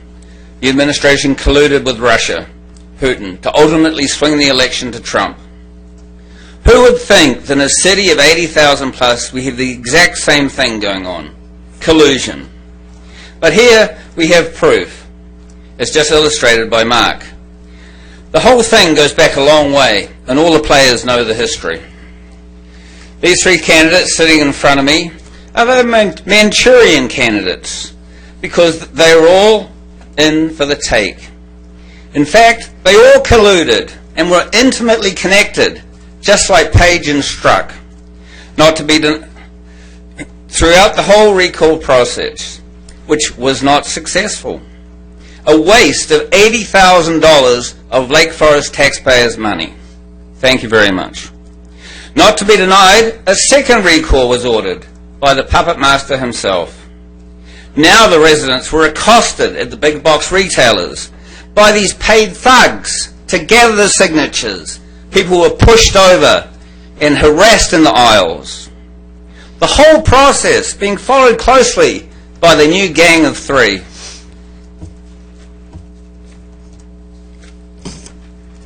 This time, success. Yay, we did it! Now, he could really control things from afar. As these three, as you see, were elected. One of the first things on the agenda was to remove our great Mayor and Councilman Voits and make our Guy Gardner. A little thank you from the puppet master. Now we have a true cyber candidate, the puppet master himself, in control from afar to get a favourable ruling on a future vote. To me and to the residents of Lake Forest, you're all a bunch of political hacks, brought and paid for by the puppet master himself. Well, enjoy your time on the City Council, because your time on Council will be short-lived, because you got here fraudulently. You all knew what was going on from the very beginning, and you knew who the money man was. Now you want to restrict the amount of money given to the candidates that are running for Lake Forest City office to $250. What does that buy? As you guys know, nothing, because you spent a lot more than that. And you allowed the puppet master, a.k.a. Adam Nick, to spend between $300,000 and $400,000 on you three clowns. Thank you. Thank you. John Claycomb, followed by Mike Black.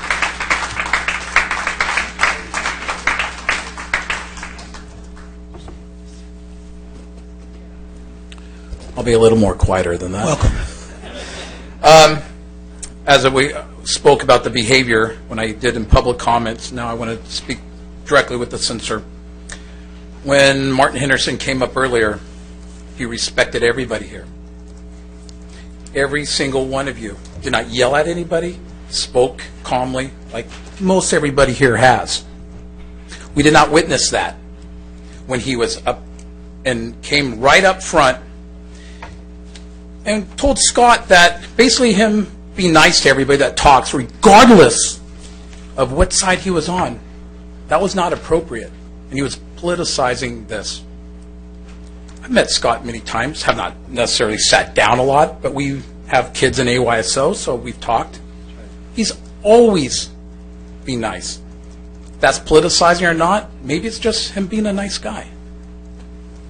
But when somebody comes up, and first thing they do is basically point at him and say the things he said to begin with, we know as a confrontation. And nobody stopped it, and they let it go. Now, is that because it's politically on their side? Possibly, because I would assume the mayor can stop it. Maybe Dwight could too. Nobody said anything. So let's get down to why he called him a political hack. He's been to every it seems like every meeting. Because that doesn't seem like the problem. Is it because he didn't address the agenda to everybody here as residents? And as Mark Murphy said earlier, there didn't really seem like that much on there. And I would hope that you four, besides Scott, would look at that and see, is there really anything there?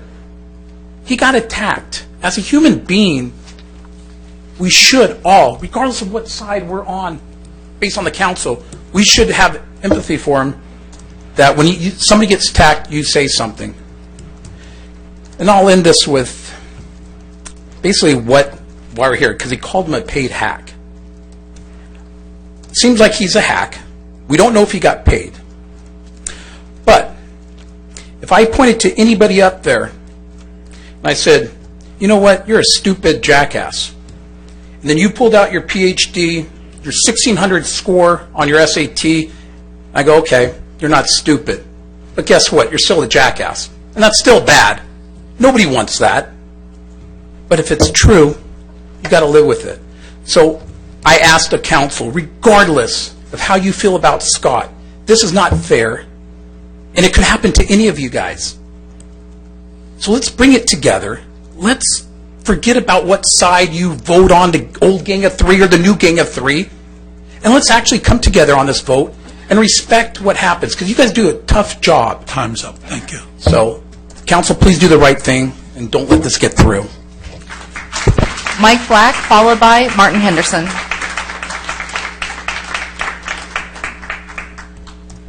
Good evening again, council members, mayor. Welcome. You can pretty much see what's happening here tonight. Okay? I was reading this item 15 here, and it said recommended action, exercise city council discretion regarding a public request for censure of council member Scott Voights. I've been listening to the public tonight and on other nights. The public is asking for it not to be voted for. Okay?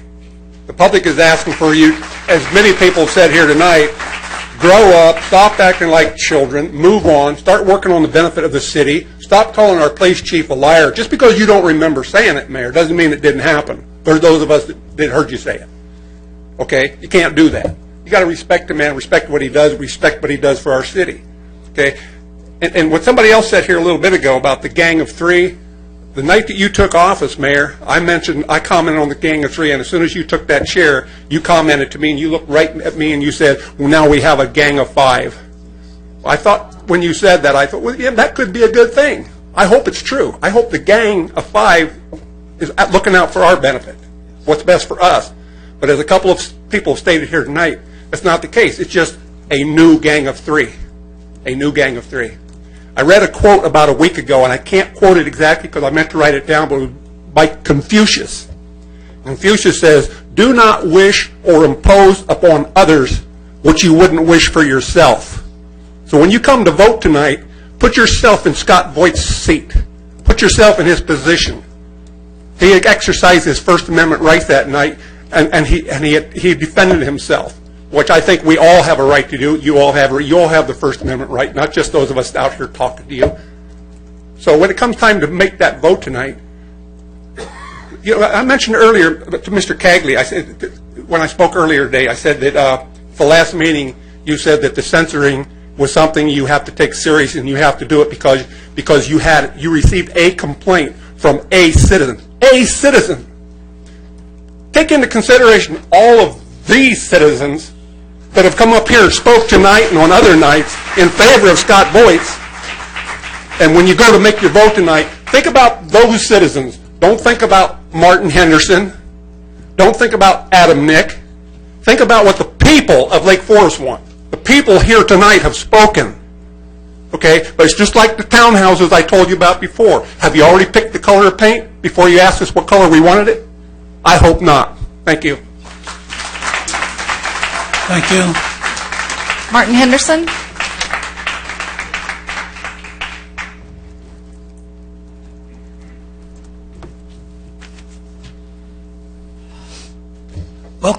Thank you. Let me just say that I'm glad that Councilman Voights was able to come here tonight. Sorry to hear about your injury. Really am.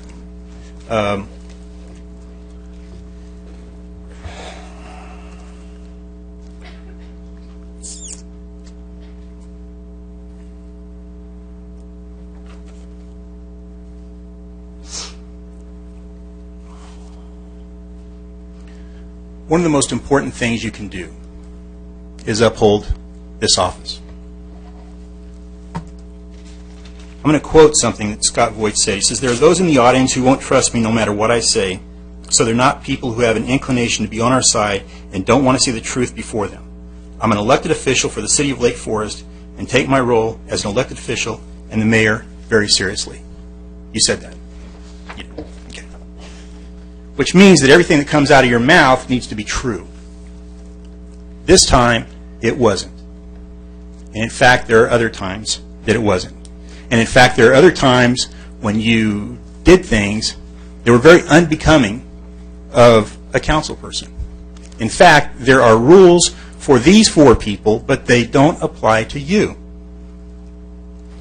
You were asked, this entire council was asked, don't hand out candy at the 4th of July parade because it was dangerous. Why they considered it dangerous, I don't know. But they said, don't do it. You did it anyway. You defaced a certificate that was given to Mr. Gardner in this very room while performing an act as a councilman. And you denied it publicly here in front of everybody. Now, my understanding is that you apologized privately, but you denied it publicly. You handed out an anti-Adam Nick flyer outside like an elementary school and said, hey, take this home to your mom and dad. At the same time, there are complaints about the recall people targeting children. That's inappropriate. You lied when you said the superintendent of schools said don't go to that meeting about the rash. You lied when you said Adam Nick hijacked the meeting. You lied when you said I didn't wear a wire when you tried to get a confession from him. The point is that there's behavior here that's consistent and habitual. And that's what this is about. You screwed up, and you don't want to be held accountable. And these people here, this is a stacked audience. These people didn't see this because they don't come to the meetings. I come to the meetings. I've seen this stuff. I've seen this behavior.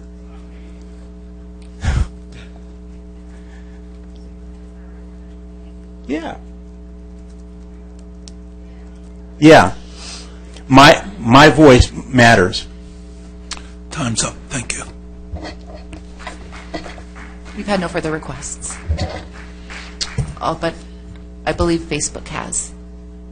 Oh, some things from Facebook. Sure. Good. We have about 4 comments, Mayor. Okay. Facebook. Yeah, sure. Comment from council from Josh Vizquay. Scott, why did you verbally attack me in public on 3 separate occasions, including at a Lake Forest Chamber event where I was conducting business? You are being censored for a lack of impulse control. I hope you use this as a learning opportunity to learn how to control your anger in public. Okay, thank you. Comment from council from Sean Fletcher. I urge the council to vote no on the censure against Scott Voights for responding to Mr. Henderson's relentless attacks by calling him a paid hack. Google Dictionary defines hack as follows. Noun, hack. 1. A writer or journalist producing a dull, unoriginal work. A hack scriptwriter. Synonyms: journalist, reporter, newspaperman, newspaperwoman, writer. Wherein it cannot be confirmed whether or not he is paid, Mr. Henderson is a political hack and part of an attack group whose sights are set on Mr. Voights since they were successful in removing Mr. Hamilton. Further, I urge the council to direct Mr. Gardner to cease his political attacks that he presents as journalism on the patch while he is a member of the City Council. It is unethical and immature to do so when in a position of power. Thank you. Comment from Doug Ward. Comment to council. Doug Ward, Lake Forest resident. I urge the council to vote no on the censure against Scott Voights for responding to Mr. Henderson's relentless attacks by calling him a paid hack. Thank you. I have one more. This is from Rhonda Greiner. Good evening, Mayor and council members. My name is Rhonda Greiner, and I'm a 30-year resident of Lake Forest, and I've never been so disgusted with the politics in Lake Forest as I am now. You have turned Lake Forest into a three-ring circus. I am especially disappointed in Leah Basile, who surrounds herself and co-admins a social media account with an obsessed henchman who is a bully, who falsely accused someone of being a child molester, who calls Lake Forest residents white trash, redneck retard, who sends letters to employers to get them fired, who hoped Scott Voights broke his leg, then accused Scott's wife of trying to kill Scott for life insurance money, and who stalks his victims. This person is a very dangerous man to associate with. More and more people are watching the actions of our city council through social media and who they associate with. I know several people who will not speak tonight because your henchman saying he will video them and post on Facebook to ridicule them. By not condemning his actions, you are allowing him to bully and harass good citizens of Lake Forest. This divisive nonsense needs to stop. Be the role model you desire all Lake Forest residents to be. Bully-free starts with me. Okay, thank you.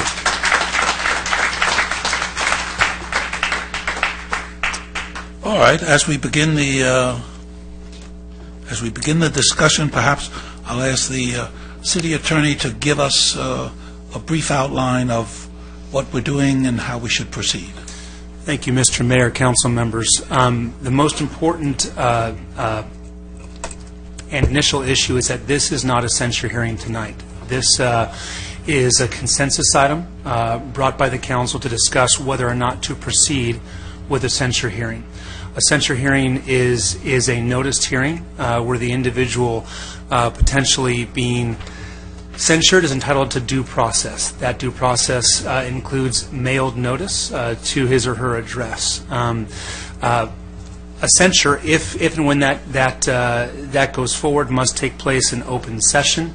Any action is taken via resolution with findings, and there are more rules and regulations that we can get to if we get to that point at a subsequent meeting. Again, this discussion tonight is whether or not to proceed with the request for a censure. I'd be happy to answer any further questions the council has regarding process or regarding the standards for a potential censure process. Does anybody have any questions for the city attorney? I do have a question. I know that there are certain guidelines that, explain the things that are appropriate for censure. What things can people be censured for? Sure. Mr. Mayor, Council, a censure is exclusively within the discretion of the council. There is precious little case law on this process, on those standards. In fact, there are really no standards with the exception of one, and that is that the council, like the residents who come before the council, have constitutional free speech rights. So basing a censure action exclusively or entirely upon speech actions would be improper. So a censure should be based in significant part on actions. As far as those actions, again, there are no standards. A censure is within the discretion of the council. I have another question. In the event, for example, I call, a fellow council person and either advise them how they should vote or ask them how they're going to vote. What happens if I contact Mayor Gardner and I contact Councilman Cagley? What does that do to the process of whatever it is of the agenda item? Does that compromise a discussion on? Mr. Mayor, council members, what's being referred to here is a potential serial meeting, which would be a violation of the Brown Act if indeed that occurred, right? So there are two types of potential serial meetings, not to get too far into the weeds, but there's the spoke and hub meeting and a daisy chain.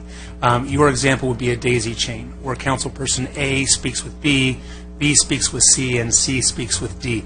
Technically, if what councilperson A told B is not relayed further, then there potentially wouldn't be a problem there. It's certainly not advisable to have those types of conversations and communications because of the potential for Brown Act violations. But as long as, again, the content of that initial conversation is not relayed, then there's a possibility that there isn't a Brown Act problem. So if, for example, I talk to Mayor Gardner, he doesn't pass it on, but I actually make a phone call to a third council member and tell them the same thing I told someone else, does that constitute an issue that would compromise an agenda item? So if you were to call every single council person and tell them your stance on a given agenda item, then there is a potential issue that would need to be cured.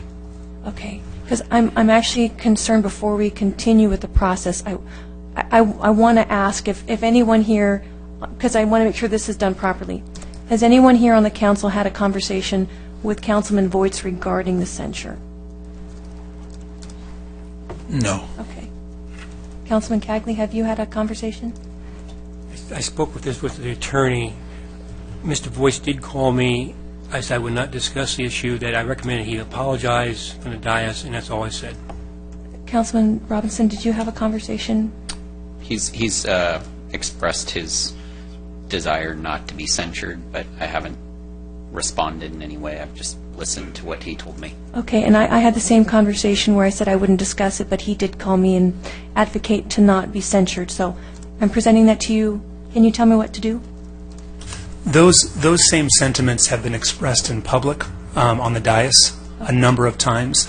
So we're probably okay in terms of the Brown Act proceeding. Okay. I wanted to make sure before we did anything else that was cleared. Okay. Okay, just to give you some background information and to broaden the scope, I'll go through this, and then people can comment, and certainly Councilman Voights can comment. Since this began, whatever it was, several weeks ago, people had been coming out of the woodwork and coming to me with all kinds of complaints. And I said at the time, so, I mean, why now? What's going on here?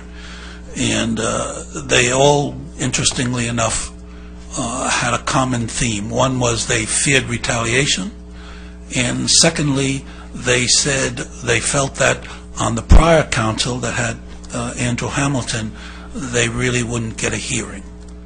So, and that prompted them to approach me at the sports park, at the grocery store, I mean, many places, in many cases.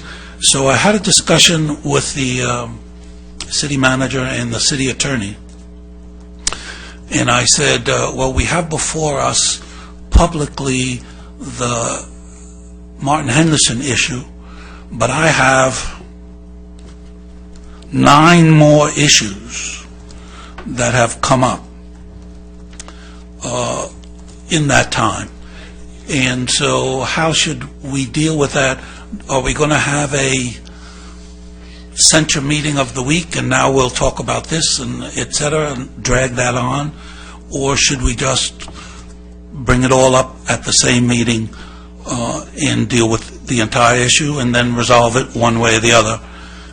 And it was their opinion, and I agreed with them, that it was better to bring everything up and go through it. So I'm going to go through the list very briefly, because basically this is not,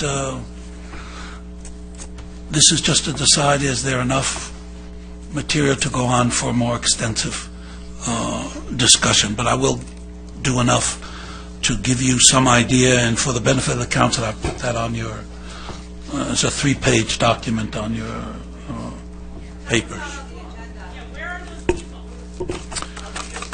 So, the first, and there are 3 major categories. One is behavior on the dais, behavior off the dais while representing the city, and behavior off the dais in City Hall. Those are the 3 major areas, and in each case we're looking at behavior and not the issue of free speech. So, as has been pointed out to us, we too have the issues of free speech. Now, it's already been brought out in I think it was Martin Henderson, I forget who it was. Some of the issues, one of the long-standing issue is throwing candy on the July 4th parade. And you may think that's a small item, but people have been children have been. You've had your public comment sessions. Children have been damaged in other cities, and lawsuits have been initiated against cities as a result of this. And there are two areas of concern. The first area of concern is that you actually hit the children in the eye, but the second most common danger is, which I have witnessed myself, children running out into the street to grab the candy while cars are going by. Now, this has already been mentioned, and Scott has done this many times. I've witnessed it myself. He's been asked not to do it, and he continues to do it. So that's one of the issues. 9 to go. The other issue, a major issue, is abusive behavior towards women, staff members, and this involves at least 3 staff members, one of whom was brought to the point of crying, and the reports are yelling, denigrating, threatening, and cursing at women staff members. That's a second issue. And again, not only is that, in my opinion, not worthy of a city councilman, but that exposes the city to legal action. Mayor Gardner, I'm sorry to interrupt, but the audience is getting out of hand. I think either we have to take a break or someone needs to tell them to please be respectful of who's speaking. Yeah, you had your public comment sessions, and if we decide to go forward, you'll have another public comment session. But try not to act like the French Revolution, the people in the galleries.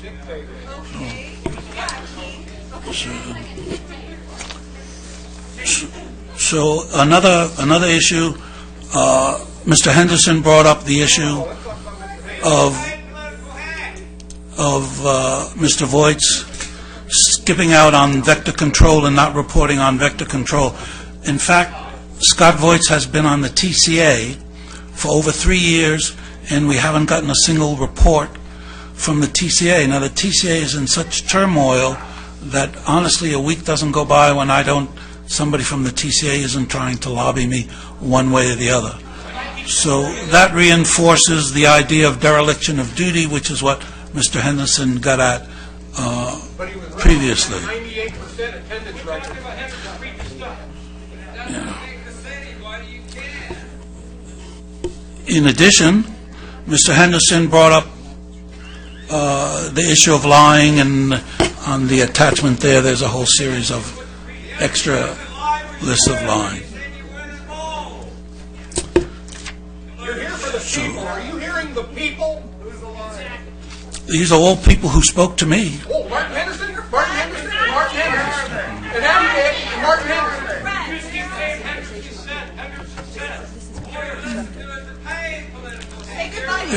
Well, I don't feel disrupted. I can continue. So, in the issue of destroying the certificate at the parade committee that was already brought up,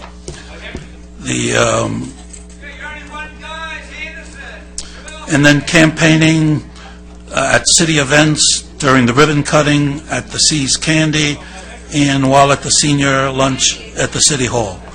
So these, you have them before you. These are the issues that have come up from numerous people, and I'm aware that the other council members have been approached by some of these same people. And then the question is, without belaboring the point, whether or not that's sufficient information for us to want to go forward and actually conduct a censure hearing based on those actions. Any questions or comments?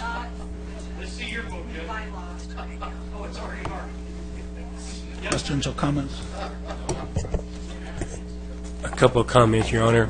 First, Mr. Black has stated a comment about saying we had to go forward. I really do believe we should, as a council, hear from citizens. Doesn't mean we're going to correct. That's not in writing to the staff. Secondly, Mr. Henderson is well known by people in the audience, probably supported me strongly in my running for office in 2014, again in this election in January. I'm torn between that and Mr. Voights has been extremely beneficial to my wife, who's suffering from a stroke. He's been to our house twice, so I'm torn between two loyalties here and two concerns. I spoke with the city attorney about. I spoke with the city attorney about this, and he said that I have no conflict with Mr. Voights coming to our home to help with my wife and her adjustment to her stroke and being confined to a wheelchair. I'm saying that publicly out here so you understand that I have a relationship with Mr. Voights that goes beyond this dais. On the other hand, Mr. Black, you were in the military. I was in the military for a good long time. Leaders have to listen to both sides of the story and then try and make a decision. That's why this action tonight is not a censure action. It's an action to go forward with censure and to discuss it, and Mr. Voights had the opportunity to present his side and to debate and to counteract. And that's all this is for tonight. At least that's what I understand. Is that correct, Mr. Attorney? Thank you. And I'm... Any other questions, comments? I want to thank you all, Lake Forest community, for coming out and supporting me. I take my role as a city councilman of the city of Lake Forest very seriously, and I'm sorry if I interrupted Martin Henderson in his complaint to me. He actually asked for me to respond by the months that he asked, that there was no reason why I did not put a report of the vector control. Last year was a high flow year on vector. And so vector, when waters pool, mosquitoes breed. When water flows, mosquitoes get washed out to sea. There was nothing reportable, from my point of view, for the city of Lake Forest. There were 4 tires put on vehicle number 5, and there was a new vehicle bought. There was a 2% raise or 3% raise by the CEO, but things that were minor things that did not concern the health or welfare of the residents of Lake Forest. And so one of his allegations were that I derelict my duty. I did not attend. So I had the clerk of Vector Control send my attendance record to the clerk of the city of Lake Forest. I have a 97 or 98% attendance record. 2 times I missed. I had to leave early one time, and I was on my way for another one, and there was a problem at home. So I turned around. My 2 times in over 2.5 years, around 2.5 years. So I am not derelict in my duty. The city of Lake Forest did not have a policy in place that we make a general update of our committee responsibilities to the county. And for that, we've changed the policy, and now under Mayor Pro Tem Basil, it was her suggestion, we all supported it, but we have a guideline set every quarter, if I'm not correct, Mr. Mayor. Every quarter we will be doing a written report back to the council that will be put out for the public's knowledge. But the fact that at the time of all these allegations that came flowing to me that I was derelict of duty, I did not do my duty. I take my duty as a city councilman, as a husband, as a father, as a community member of the City of Lake Forest very seriously. And those were allegations that hurt me terribly, because the fact is, I do take care of my duty. I'm here tonight with just under 100 temperature. I have broke my femur 2 weeks ago, and I had surgery on Friday, getting out on Saturday evening at 6 p.m. I'm here because I wanted to stand for the charges that were presented for me, because they're wrong, and I have done nothing to be censured for by this council or by any councilor or by any other person except for someone that is politically operative. The fact that we all everybody on staff, everybody on the dais knows that Mr. Martin Henderson writes politically. He writes politically, and his political writing is censored or cited against us. Me, Dwight Robinson, Dave Bass, Andrew Hamilton, and he's relentless. So the fact that I called him a hack, that's my opinion of what he is. Maybe I used the wrong word in saying he's a paid political hack. I have no proof on that. And for that, I'm sorry. But the fact that I called him a hack, he is a hack. He's a political operative that writes constantly. You can see it in the patch. You can see it on Facebook. And he's denigrating me, Councilman Robinson, Councilman Andrew Hamilton, who I feel was wrongly recalled, and the fact it cost the city over $450,000 of our money, and I think that his election was going to be up in this November. Am I sorry that I've got to meet Councilman Tom Cagley and his wife Nancy? No, I've become friends with them. They are my brothers in Christ, and he's an honorable man, and I'm blessed to be on the dais with him. Am I sad that Mayor Pro Tem Leah Basil has made it on the City Council? I think she's a fresh face, and I think she's a calming spirit for that, because she too has a woman of faith. I believe that she's a devoted mother, a loving wife, and a wonderful council person. But the fact is, for me to be ridiculed and said that I was derelict of my duty, I think it was wrong for him to say that, because I've never been derelict of anything in my life. The fact that I take my role as a councilman seriously, and the fact that the allegations that are hearsay that are listed here by Mayor lying, a complaint that there's 14 separate actions that I lied. I wore a wire for the Orange County DA, and they asked me a week after that was done. The investigation was an ongoing investigation. The Orange County DA did not want me to divulge that I had wore a wire for for the Orange County DA. I wore a wire, I would do it again. I wore a wire for law enforcement. Law enforcement asked me to wear a wire so they could hear the conversation between me and Mr. Adam Nick. That I will take that I did it, and I denied it for the first week and a half because there was an active investigation going on. I had not got clearance by law enforcement that I could release that. The fact that he says that yelling and interrupting. He asked me at the meeting from the dais, they say, respond. I hope you have something to say. You want to say hi. You're politicking every time. You're saying something to every councilor. I hope you have something to say to me. We'll see. That was his challenge to me. And when he came forward and accused me of derelict of my duty, not putting in reports, I explained to him that it was a high flow year, that I did not have anything to report that was of a health risk to the city or the community of Lake Forest. And so I don't feel I derelict my duty, and now we have a policy, and I will abide by that policy, and I think I wrote my policy on my 3 watershed south, watershed north, and TCA. I gave the report, but the fact is that Mayor was, for 2 years, a library. I never heard nothing about the library. I didn't even know what they did. And so no disgrace to him, because we didn't have a policy when there was nothing going on. There was no requirement as a city councilman to put that in writing, that make a report every time. So let's go through the list here. Yelling and interrupting. I did, and I apologize, and I will, if I interrupted and he felt I interrupted his 3 minutes, I will make the motion that we allow him 3 more minutes to come. I'm not opposed to people coming and opposing me or telling me how they feel, because good, bad, or indifferent, I'm here for the people of Lake Forest. And if I'm doing something out of line, I want to hear it. But if I'm doing something right, I don't mind saying, good job, Scott, I love Lake Forest. Because you know something? I love Lake Forest, and I've been here since 1977, and I love Lake Forest. There's no one more committed on this dais. And I can say that with sincere knowledge. Nobody on this dais has more love or more devotion to the city of Lake Forest than I do. My mom lives in Lake Forest. My mother-in-law lives with me. My brother lives in Lake Forest. My other brother lives in Lake Forest. My brother and sister-in-law live in Lake Forest. My uncle, who just retired last year from the LA Fire Department as an arson investigator, lives in Lake Forest. My nephew, his son, just bought a house in Baker Ranch, a Newport police officer. I am totally in on Lake Forest. I have 9 nieces and nephews that live in Lake Forest. I want the best for Lake Forest. I'm committed to Lake Forest, and these allegations are wrong, and it's wasting our time. This is politically motivated because I'm up for re-election in November. I think that it's a sham, and I think that it should be just pushed aside. Behavior unbecoming, throwing candy to the 4th of July.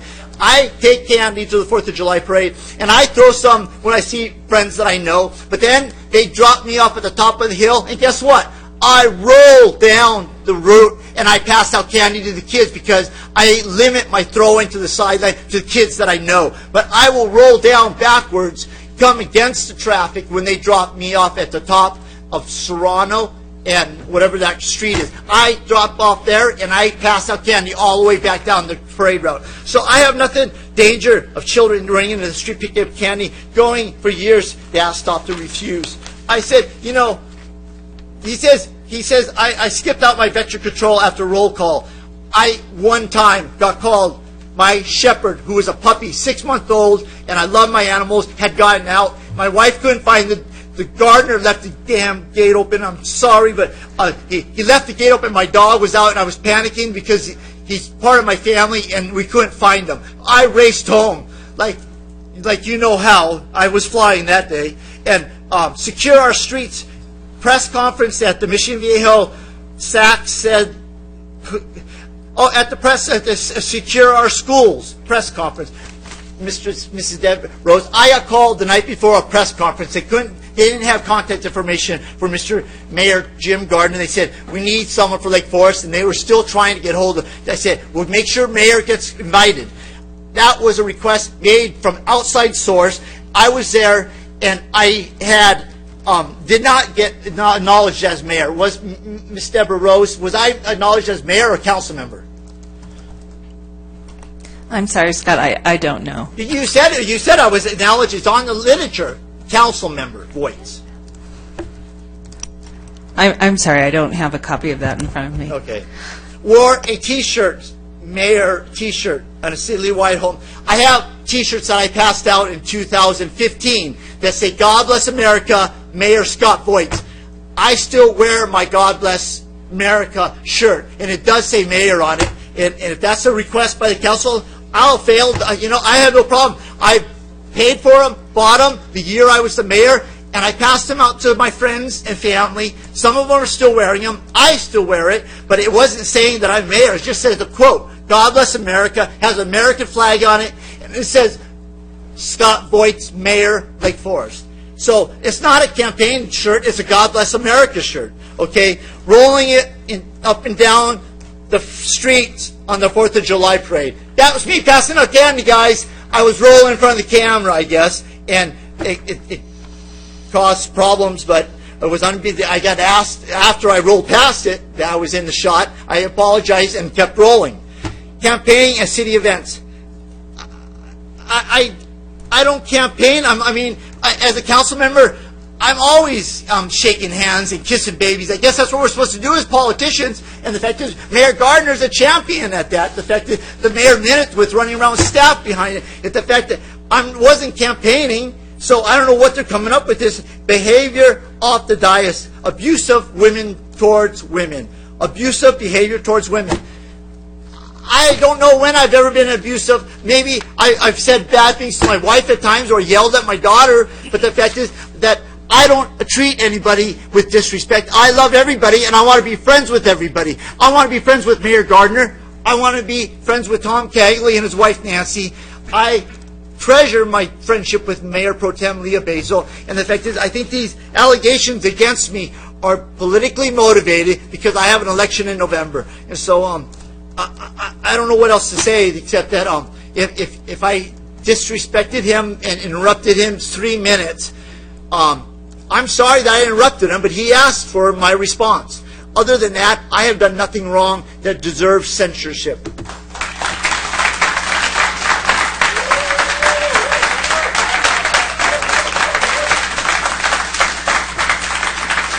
Any more questions, comments?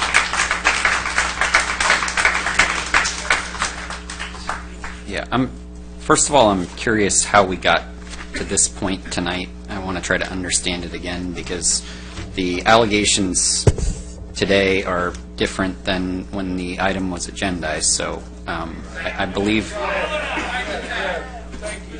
I believe Mayor Pro Tem Basil made the motion to put this on the agenda. So the reason why I'm asking the question is I want to make it crystal clear what our standard is so that moving forward we know how we're going to apply things fairly and equally.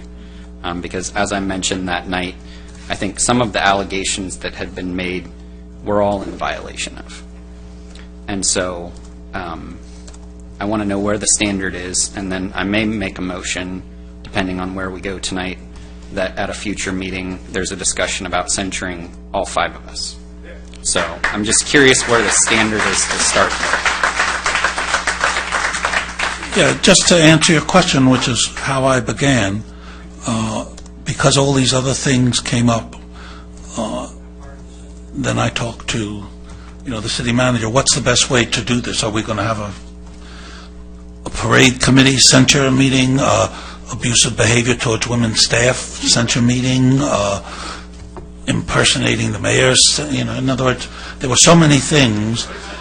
Does it make sense for us to do that on and on and on, or did it make more sense to roll them all into one? So I appreciate that, and with all due respect, the question is for the maker of the motion. I want to understand what your standard was, because I understand you seconded the motion, but she made the motion, so anything subsequent is your addition to it. So I just want to understand what your standard was in starting. Sure. So I'm new on the council, so the censure process, I have no knowledge of how a censure process goes. And when a resident files a complaint, excuse me, please, when a resident files a complaint and it's very clear and concise, and there's something that they feel strongly enough to file a formal request, it's something we as a council, if we ignore it, we're ignoring our fiduciary responsibility to the people, because they're sending in a request. My problem is we don't have an official censure process in place. And to tell you the truth, I'm not an HR specialist. So to be able to handle something like this, it's not in my wheelhouse. So I don't have any. Excuse me, please. I'm speaking. So we've been meeting with an ethics ad hoc committee with the attorney and Colonel Cagley and I, that we feel that it's important for us to be able to set some sort of objective, non-political standard. And that's kind of when I made the motion to discuss it, it was partly that also because I really don't have any experience with the censure process. So I don't even know what the next steps would be. So I had an idea, because this is all new, and we should begin to follow some sort of protocol so that in the future, if a resident does have a complaint, that there will be a list of things that a resident would need to check off in order to say, yes, this was violated, yes, this was violated, so that we're not wasting time, because I don't want this to be a political tool. If a resident has a valid complaint against a sitting city council member, they should have a venue in order for them to file a grievance where it's non-political, non-partisan, it's objective, and there's a list of checklists. It goes through a special process. I believe it should actually be approached from an independent council, someone that's not on the council, someone's not in the city, someone who doesn't have a political stake in the results of a censure. Let it go to someone who knows what they're doing, an ethics professional, a professor at UCLA. Have them look at an actual complaint. If it's a valid complaint, they come back to us with official findings. Those findings made by an independent consultant come before the council. At that point, politics are taken out of it. And what it is they're looking at the true issue. And yes or no, is there a problem? And it's at that point, I think, that the city council should be involved. Because the truth is I don't want to be in a political war. I don't want to be in a fight, and I don't have any, I have nothing, no grievance against Scott. Okay, and it has nothing. I'll apologize. Yes. So that's the only reason I brought it up, because there needs to be a process in place, because I don't want the other camp to file grievances because now we're going to retaliate because someone filed a censure request. I want to stop that. I want to stop the politics. So that's why. I appreciate that, and I thought that might be the case, and I do recall at our previous meeting that Colonel Cagley stated something similar, that since there's been a complaint by a resident, then it's something that that should be addressed. And you kind of reiterated that tonight, not in so many words, but and we have another complaint since the last meeting that has been emailed to us from a member of the public regarding one of us, not Councilmember Voights. And so if we start the standard with one, then we should continue it on. And I don't want to see that. I appreciate the passion from everyone, but it really would help us if we can have the discussion and just with a little bit less talking. So, and I'm not trying to chastise you in any way. We've all been frustrated by it in the past when it's been directed at us, and I want to be consistent in that. But I think we have to figure out where that bar is, and it wasn't an intentional purpose that I said it at this level. I wasn't thinking, hey, tonight we might have this discussion. But if you recall, we talked a little bit about mayor terms and removal of mayors and things like that. It's probably been 4, 5, 6 meetings ago. I can't remember. I think it's been since Colonel Cagley's been on the council, but and trying to figure out where that standard was, right? And where I started the conversation, and I think we all ended up unanimously agreeing on it, was that if someone was charged with a felony, then they should be removed as a mayor. They should be removed from their position as mayor. And we can't remove them from the council. We knew that part. But in my mind, that same standard should hold with the entire council. And I say that recognizing that I was the one who asked for a censure of a council member at this dais while I was a council member for someone who wasn't charged with a felony. To my knowledge, I don't think it was a felony, and definitely wasn't convicted of one. If you're convicted of a felony, then you'll be removed from the council, right? But I just felt like, okay, there's a bar. Everything else, whether some of this is true or not, I'm guessing that some of it's true and some of it may be someone's interpretation of a situation, right? And I've said in the past, I'm not going to go through line by line, but, I think each one of us, and I said it while I was sitting here, each one of us have said something at some point that wasn't true. I think every single one of us. I can't know whether someone did it intentionally or not. I don't know. Sometimes we'll get up here and we'll talk for 20 minutes to the dismay of people sitting in the audience, and I hope I'm not doing that right now. But I apologize ahead of time. But and the words that we use sometimes, they're not words that we mean. Sometimes we get very passionate. Sometimes we get exhausted, and we say things that we misspeak. So again, I don't know whether things are intentional or not, but could you find something in all of the videotape where you say that I lied? Absolutely. I'm sure of it. And if I looked at it, I'd say, yep, that wasn't true. But I didn't mean to say that. I hope I wouldn't say, yes, I meant to say that, and I did it intentionally, right? But so, I take some of that, and I'm trying to figure out, okay, should I be developing a standard based on that? That seems to be too low of one to me. Some of the behavior off the dais.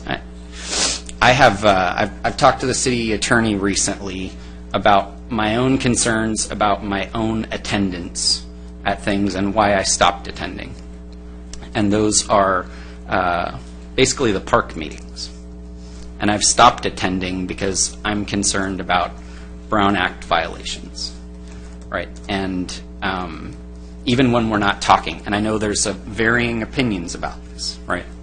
But I've shared with the city attorney that I know for a fact that I've been to some of those park meetings, the Village Pond Park one specifically in the very first year of my first term, where I believe at one point there were 4, maybe even all 5 council members, but I think it was probably 4. I don't recall former Mayor Herzog being at those.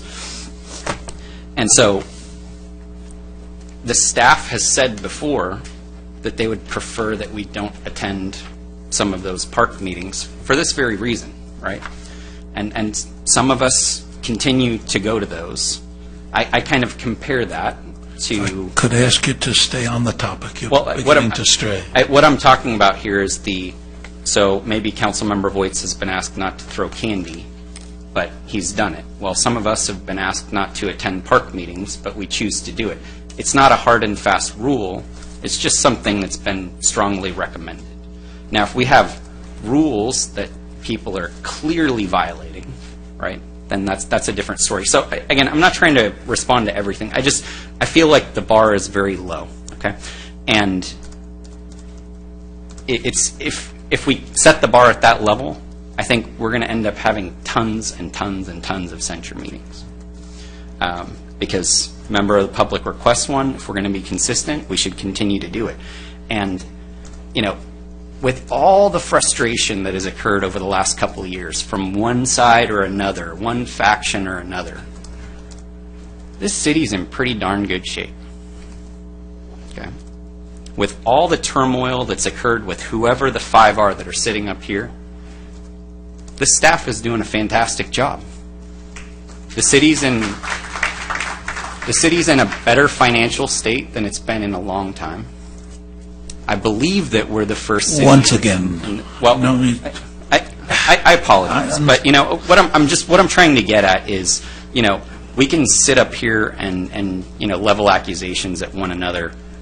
I just don't think that that's the best use of our time. We have some really important issues that we need to discuss. Some that I'm passionate about, some that you all are passionate about, and I think that this is something that, at this point, the bar's too low. I don't think that it's a good use of our time. I'd rather talk about some things that the community really wants us to talk about, not a handful of people on one side or another who feel offended by one of us. Because if that's the case, again, I think we're going to have lots and lots and lots of censure requests because of where we're setting the bar. Any other comments?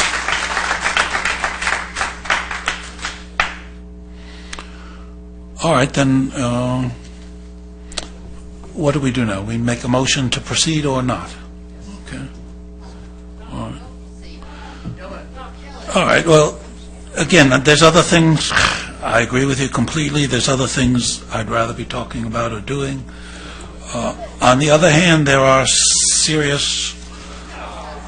some serious things here that I don't think we'll clear up without moving forward in a censure action, and I think there's enough here to warrant us moving forward, so I'll make a motion that we move forward. Mr. Mayor, if it would satisfy you, I'll apologize for interrupting Mr. Henderson, and I apologize. I think that we have coming up a ad hoc committee, so the fact is that we've now been put on notice, so to speak, to say that these things are out of line. I think that you whether it be reporting our committee reports quarterly to the council or that, I think that as a council, I want to stay on city business when I'm on the dais. I don't want to play politics from the dais, and I feel that's what we're doing. And so I apologize for interrupting Mr. Martin Henderson, and I would be happy to make a motion that we give him his 3 minutes back and allow him to speak uninterrupted by me, and I will thank him, as I usually always do. Thank you for your comment, because as an elected official, I'm supposed to hear the good, the bad, and the ugly. But the fact that I spoke out of line, I think there was things that you said that you went, wow, I shouldn't have really said. But the fact that I did nothing in malice against Mr. Martin Henderson, I've never done anything from this dais or as an elected official for the city of Lake Forest in malice. And so I would move that we table this and just table this for now, and then I don't think that you'll ever hear about this again from me. So I think that we move forward with the censure committee and the ad hoc committee, that if this ever arises, that we can bring this up. But the fact is that my stature as a council member, my devotion to this and love for the city does not deserve, because I spoke out of line and interrupted Mr. Martin Henderson for his 3-minute public speaking, and I don't think that's a censorable clause. I will second your motion. So that's my motion, that we table this. But I'm not finished. Hang on. I will second your motion. If you can agree to provide him a retraction for comments made. Let's just clear the air and let's just make peace and just put this behind us. If you're willing to do that, then I will second your motion. Gladly do that. I interrupted him, and I shouldn't have interrupted him, because when you speak as the podium there, that is a motion that you guys have a right as a citizen to be heard by the council. And if I interrupted him, I'm sorry. And so I should not have interrupted him. And so I make the motion, I take the friendly amendment, and I call for the vote. Mr. Mayor, council members, just so we're clear for the record, the motion is to take the censure off and to have the ad hoc committee proceed with a censure procedure and policy in addition to the ethics guidelines that are being worked on. Is that correct? Yes. That's correct. Well, I think there's also the retraction of the paid hack comment. Thank you, Mr. Mayor. I have no information if the man was ever paid. I don't know if he was paid by anybody. I know that he was involved with the campaigns. I do not know he was paid. Thank you. I call for the vote.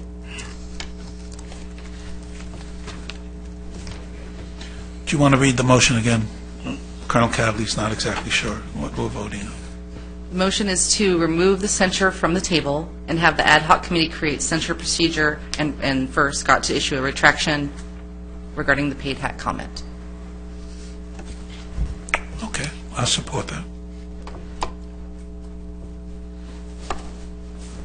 That motion carries unanimously. Thank you for the community. Next time, please respect us on the dais. We respect you, and we respect you at that podium. So we thank you for coming and respecting us as you speak to us, whether you be on any side of this. I thank you for coming, and thank you, Council. Yeah. Yeah, if you're feeling pain, why don't you go? Okay, item 16, a resolution to submit to the voters a measure to increase council member compensation from $704 per month to $1,056 per month, submitted by City Attorney. Thank you, Mr. Mayor, council members. I will try to be brief here. This item is coming to the council pursuant to prior council direction to return with a ballot measure adjusting council compensation and providing for health benefits. The current amount of council compensation is set via ordinance. There have been 3 ordinances adopted in the city's history. In 91, 06, and 08, the current compensation amount at $704 per month was most recently set in 2008. As discussed in a previous meeting, state law allows for the city council to increase its compensation pursuant to a formula. That can be done via ordinance. Alternatively, the council can submit to the voters a ballot measure to set compensation at any amount. The maximum amount of the increase currently would be $1,056 per month if adopted via ordinance. The council gave instructions to my office to prepare a ballot measure with an ordinance to increase council compensation to that maximum figure of $1,056 per month. And if adopted, that compensation can only be adjusted in the future, again, by the voters. The council also gave direction to include health benefits in that ballot measure. The city does not currently contribute towards council member health benefits. State law allows the city to pay for some or all of the council's health benefits, although those benefits cannot be any more than available to city employees. And if we could switch to the next slide, please. Thank you. The proposal would be to give council the same CalPERS health benefits given to employees. That is currently valued at, and I believe there's a typo there, I think it's $8,702.76 per year, and future increases would occur when CalPERS cost increases go into effect. So the ballot measure would be on the November 6, 2018 election ballot. The compensation adjustment and the health benefits provision are in the same question. This would require a majority vote of the electorate to pass. Staff's recommendation is for council to give direction to staff regarding the council compensation ballot measure, including possible adoption of the resolution that's included in the staff report. I'd be happy to answer any questions that the council may have at this time. Do we have any comments, questions, speakers? Yes, Your Honor. Randy Johnson, followed by Nikki Modizzetti. I want to speak before all 5 council members, so I want to wait until Scott Boyce comes back. All right? I think he's He's gone. gone. He's He gone. went home. He's gone home. He was in some pain. He just had surgery.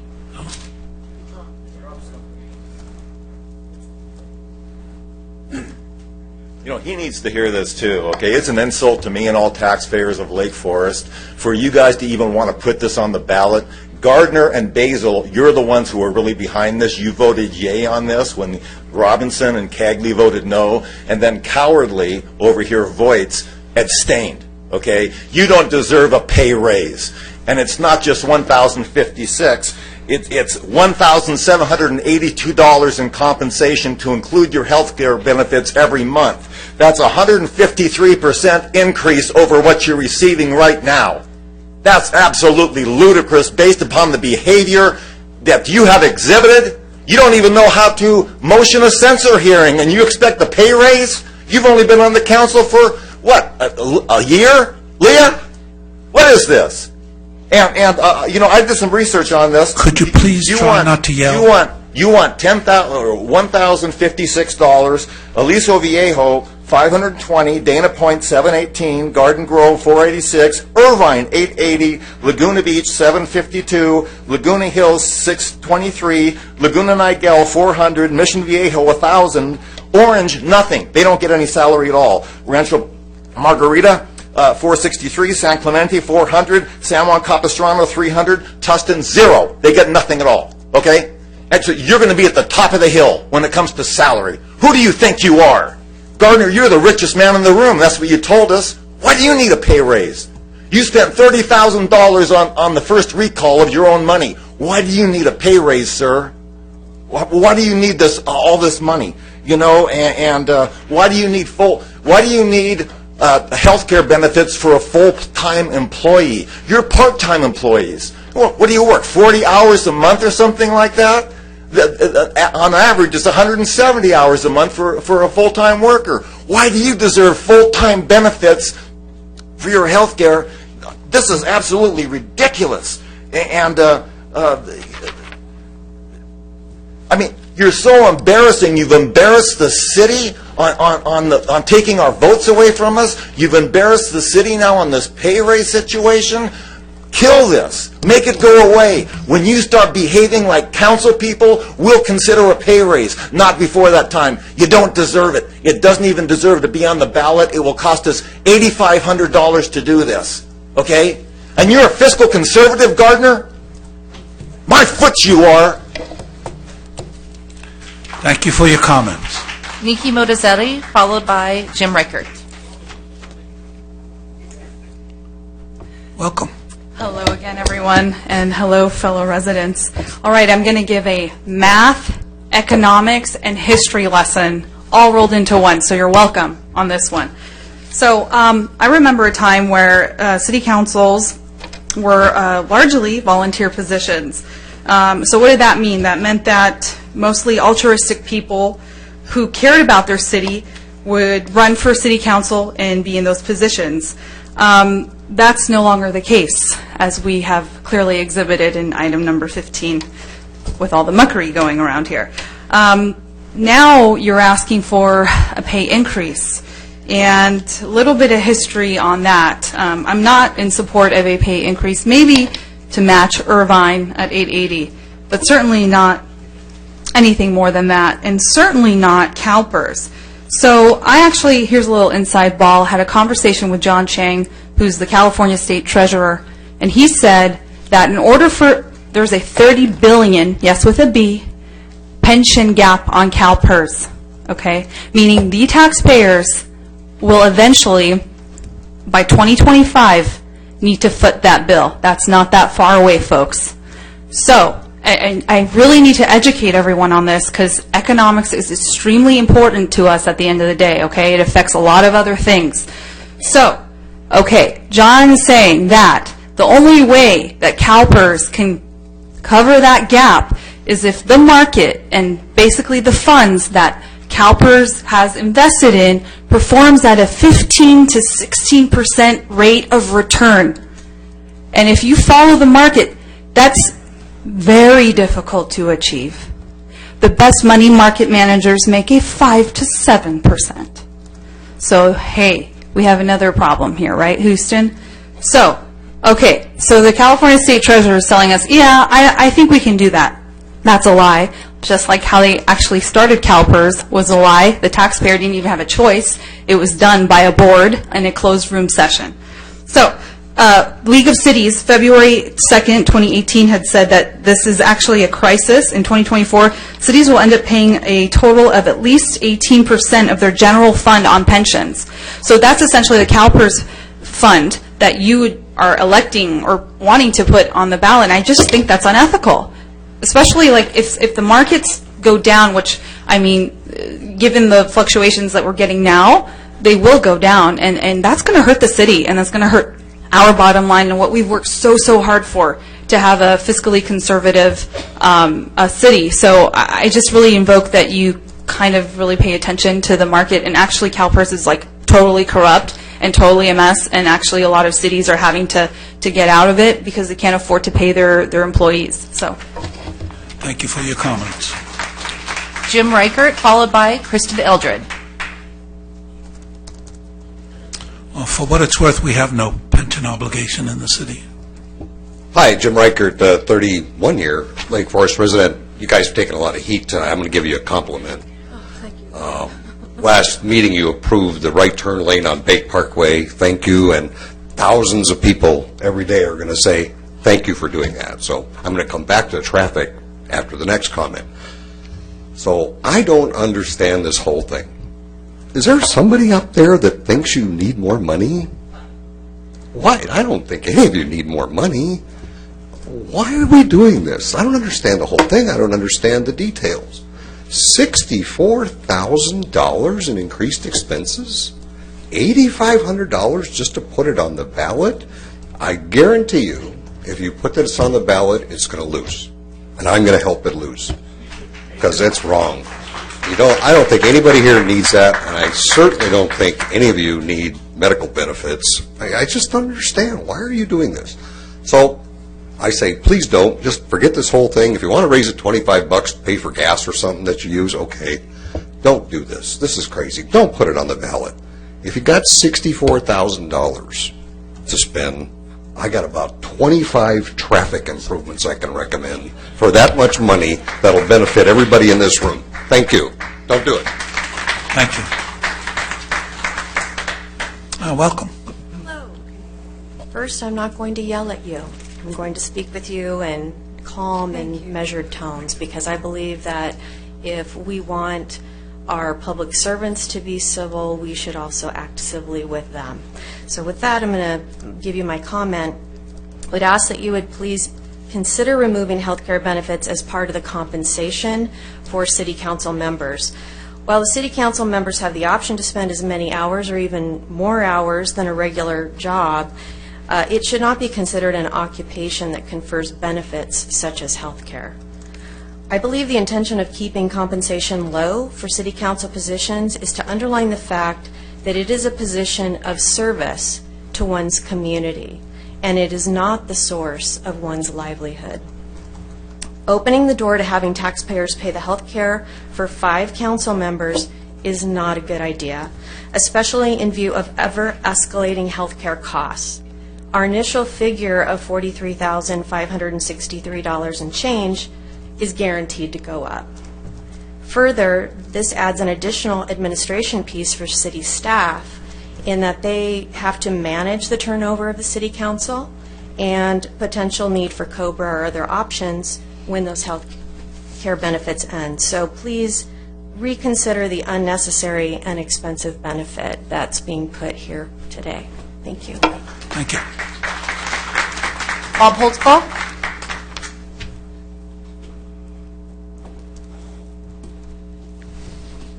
Bob Holtzclaw, resident of Lake Forest. I would be quick on mine.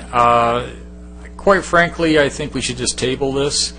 My salary that I get from the county, I don't take it. And last month, I gave it to the children of fallen veterans. Last time it was the Wounded Warriors, and every time I write out a check, so I don't make anything. The salaries you guys make, I think, is probably pretty close to what you should be doing. The health benefit thing was brought up by Scott Voits, and he added that on to the deal here, but CalPERS is really hurting. We're going to be in a world of hurt pretty soon if everybody starts adding on to this thing. I get my health insurance from, but it's a thing. I think every one of you is probably covered by a private, person by themselves anyway. And I can't see why putting this on a ballot. I think once you did get an increase, but I don't know if it went on the. It did not go on the ballot. It did not go on a ballot.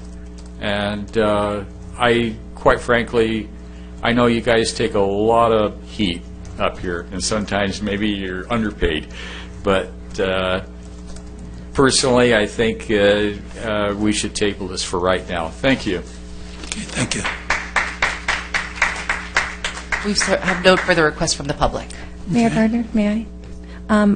Facebook. Thank you, Mayor Gardner. We do have one from Facebook. Julie Mayor Grable, comment to council. Are you seriously addressing a pay raise after 2.5 hours of the ridiculousness that just took place? Shame on you. Thank you for your comment.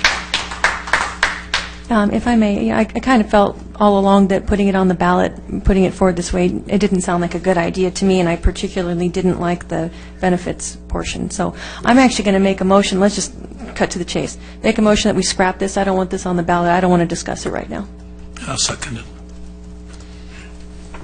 Any discussion? Okay, I'm gonna go for a substitute motion here, and we'll see how this one flies. Earlier this year, there was a discussion, it may have been late last year, but there was a discussion about the council having some sort of, I'll call it like a charitable fund, right?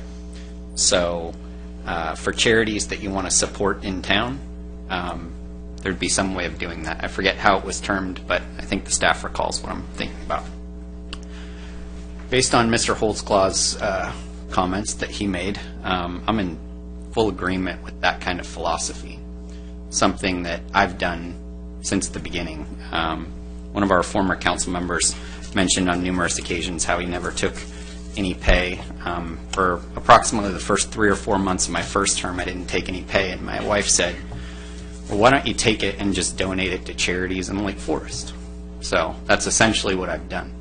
So my substitute motion is going to be that we eliminate our pay altogether. We bring it down to 0, and we take our current pay that we get, and that's put into an annual fund where we can choose charities that we want to support. And so we can use the funds in that way. And I don't know how that flies legally, but it's just a thought that came into my mind when I heard Mr. Holtzclaw's and then looking at how I do it personally, and I just thought that might be a way of addressing two things at once here. And then we have a 0 pay. And you know what? If we wanted to increase it at some point by a little bit so that we could give more to charity, I think some residents would probably like it. Some would probably hate it, but because they don't like it. But is that something we could legally do, Mr. City Attorney?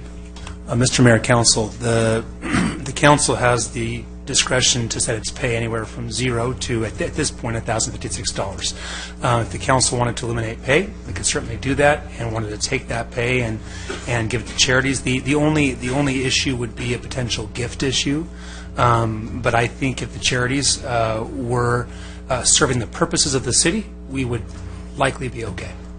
Okay. Well, I don't believe that that's a substitute motion. I just think that's a.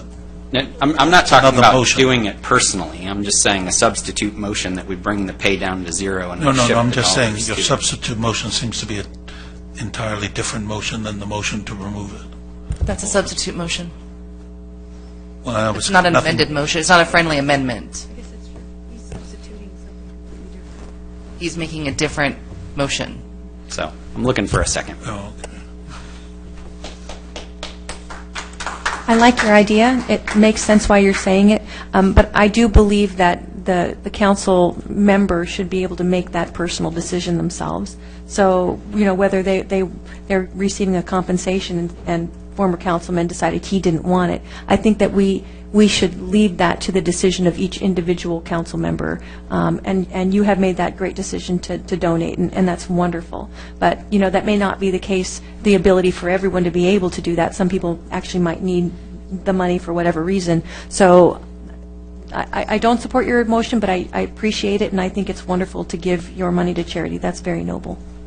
Yeah, the reason that I originally brought this motion forward was that in my search for people to run for city council, and I must have talked to 20 or 30 people, several of whom are here in this office, in this room right now, I invariably heard from them, amongst other things, the pay itself, which it wouldn't even pay for the gasoline expenses. And it doesn't. No, if you looked at my tax return, I run a negative. Which is great. I need a negative, so I have no complaints. But this is a negative for me. I'm fortunate enough to be in that position, but there are many people who aren't. So that's why I was in favor of a pay raise for other people. Not that we need it necessarily, but for other people. But I do agree with you. Somehow it became the health benefits, and somehow it changed. So if I didn't second you before, I'll second you again. So we have the motion of tabling the existing one. Vote, please. That motion carries with Councilmember Voigt absent from the dais. Okay, number 17, resolution to submit. I'm just checking the time. Don't we have to do a 9:30 thing? Yes. I'll make a motion, we continue. Do I have a second? I'll second. Okay, please vote on the motion to continue. Number 17, resolution to submit to the voters a measure to amend Lake Forest Municipal Code, Section 204080, regarding council member term limits. Submitted by City Attorney. Thank you, Mr. Mayor, council members. This is the second ballot measure requested to be brought back by the City Council. This one is fairly straightforward. This has to do with the possibility of changing the city's term limits regulations. So the current ordinance, which is in Section 2.04.080 of the code, approved by the voters on November 4th of 2014, sets a term of 4 years, a term limit of 3 consecutive terms. If we could change the slide, thank you. And then a 2-year hiatus after that 2-year pause. A council member may run again for another 3 consecutive terms. In terms of vacancies, if a council person assumes office to fill a vacancy, the portion of that term assumed does not count towards the 3-term limit. And service as mayor does not pause or extend term limits. So state law grants voters wide latitude to set term limits for council members. You can basically do what you want to do. The council may, from the dais, discuss and draft the term limits ordinance to submit to the voters. What you have before you is a resolution with a ballot measure without the actual language of the ordinance, and an ordinance without the actual language of the term limits, because we need direction from the council on the following issues. How many terms may a council member serve? 2, 3, 4, 5. Is the limit on consecutive terms, total terms, or both? Currently, it's on consecutive terms. Again, with that 2-year hiatus, then you can run again for 3 consecutive terms. If there is a limit on consecutive terms, is there a period, a waiting period? And then finally, how will vacancies factor into term limits? As far as the ballot measure goes, the ordinance would be on the November 6, 2018 election ballot, and this requires, again, a majority vote to pass. Staff's recommendation is for council to give direction to staff regarding a possible ballot measure and language regarding term limits, and possibly adopt the resolution regarding this ballot measure. I'd be happy to answer any questions the council may have. Do we have any comments, speakers? No, Your Honor, not from the public. Okay. I have a question, but go ahead, Dwight. My main question is, if this ends up on the ballot, and I'm supportive of it, in the past, I do have some mixed feelings, no offense to staff, but having been here now for close to 6 years, there's some things that it just takes a little bit of time to get to know about how the city runs, and maybe I'm just not as quick of a learn as I thought I was. But so I see some value in having someone who has institutional knowledge, but the need for a constant turnover, I think, is far outweighs that.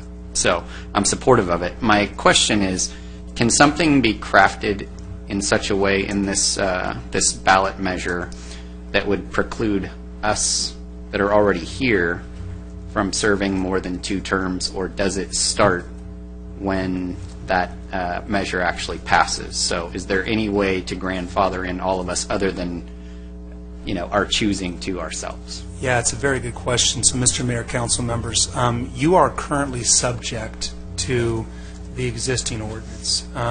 I've not seen an ordinance, a ballot measure crafted that would grandfather the existing council members in that way. State law gives the council exceedingly wide latitude on this issue. I certainly haven't researched this issue. My fear would be that you are impacting existing rights based on the ordinance, and so we could go and look at that if council wanted that. I wouldn't want to give a recommendation this evening without having researched that issue further. It's entirely possible. I just don't know. I appreciate that, and my feeling is that it's not. My concern is that as things change in this process, that people could serve forever. So there's an Irvine council person who I have a lot of respect for, but has served for a long time. And they've passed term limits in town, but as they've passed and changed them, then it just kept restarting the clock. And so that, person has served for, I don't know, probably like 20 years. So there was no difference. And I know that we've had some varying discussions about, whether we'd have an elected mayor or not. And Irvine's a charter city, so, and I don't know that it changed when they had an elected mayor, but sometimes that restarts the clock. Each time you make a change to all this stuff. And so, like, if you expanded the number of council districts or you shrunk the number, I don't know if that would have an impact. And I would hate for the public to see that we passed a 2-term limit on the ballot, and yet there's council people that serve, it seems like, forever. It kind of defeats the purpose. So, I mean, if there's a way of legally crafting it, that would be my preference, but, I don't know whether it's possible or not. So. And for the council's information, we have time on our hands here. The deadline for submitting ballot measures to the ROV is August. So if the council wanted us to go back and take a look at issues like that, we certainly have time to do that. There's no issue in terms of us getting this to the ROV by, say, the end of April or May. The only concern, I see what you're saying, and I like it, but the only concern I have with it is, for example, Scott's coming up for re-election. If he gets re-elected, this is going to be his 3rd term, correct? So that means if this ballot measure were to pass and say it's 2-term limits, he'd get elected and he illegally couldn't be elected because he'd already served 8 years, his 2 terms. So I don't know if that would be feasible, but... No, because he'd be elected before the thing passed, so he'd at least be able to serve out his term. Yeah, it wouldn't affect that particular one. It would affect the rest of us, and I know I'm speaking as someone who's voluntarily said, this is my last term, so I'm giving myself the 2-term limit. And that's always been the argument that people have made is, the residents can give us term limits or we can choose it ourselves. In actuality, when we choose to run, the incumbent typically has the advantage. Hasn't necessarily been the case the last 2 or 3 elections, but, but that's typically true. I'll take that as a motion, and I'll second it for you to pursue the ex post facto ramifications in that. But let's get back to the basic. Let's start off with the terms. How many, how many? 2. Oh, I'm sorry. I thought we I want 2. Did we vote on that? No, we didn't. Yeah, that's part of my motion here would be that it's a 2-term limit. I think it's too set. Let's however you want to do it. Explore the ex post facto. Let's vote on that. And now let's come up with terms. Raise your hand for 2. I'll make a motion that it's a 2-term limit. I'll second. And do you need any further clarification on that? No. So. Yes, he does, but let's vote on that. Okay. Boom. Okay. Now, shall that be consecutive or total? I think it should be total. Okay. I'm good with total. I'll second that if that's a motion. Okay. So. Okay. Let's vote on that. So it's total. Yes. Total. With your caveat of if you serve a replacement, that doesn't count. That's correct. So that's still on the boards. Okay, vote please. And that's all you need, right? Yeah, and I can come back with this very quickly. Great. That motion carries with Councilmember Voigt absent from the dais. Great. That's great. Yeah, this is one of my campaign promises, so I'm glad we're doing 2-term limits. This is great. Yeah, otherwise we had 24 out of 26 years was your limit, the old way. Okay, great. Item 18, campaign finance ordinance, submitted by city attorney. We're working you a lot tonight, huh? Yeah, I apologize. Nobody wants to hear from an attorney, let alone for 3 straight items. So, again, try to make this brief. This is a little bit more complicated than the previous 2 items. So, again, based on prior council authorization, we've been directed to prepare an ordinance regarding campaign finance. We discussed at length in several previous meetings the case law underlying these issues. There are First Amendment rights attached to campaign finance, so there are some things that the council can do, some things the council can't do. And the council's recommended actions are proscribed by both case law and the state's Political Reform Act and the FPPC. So there may be questions from the audience about things that we can do, and we can address those as we proceed. The direction was to impose a campaign contribution cap of $250 in the calendar year. The council also requested that the ordinance close potential loopholes that could be used to avoid that hard cap, and to require what we're calling real-time disclosures of campaign contributions that go above and beyond those required by the FPPC through, for example, Form 460s.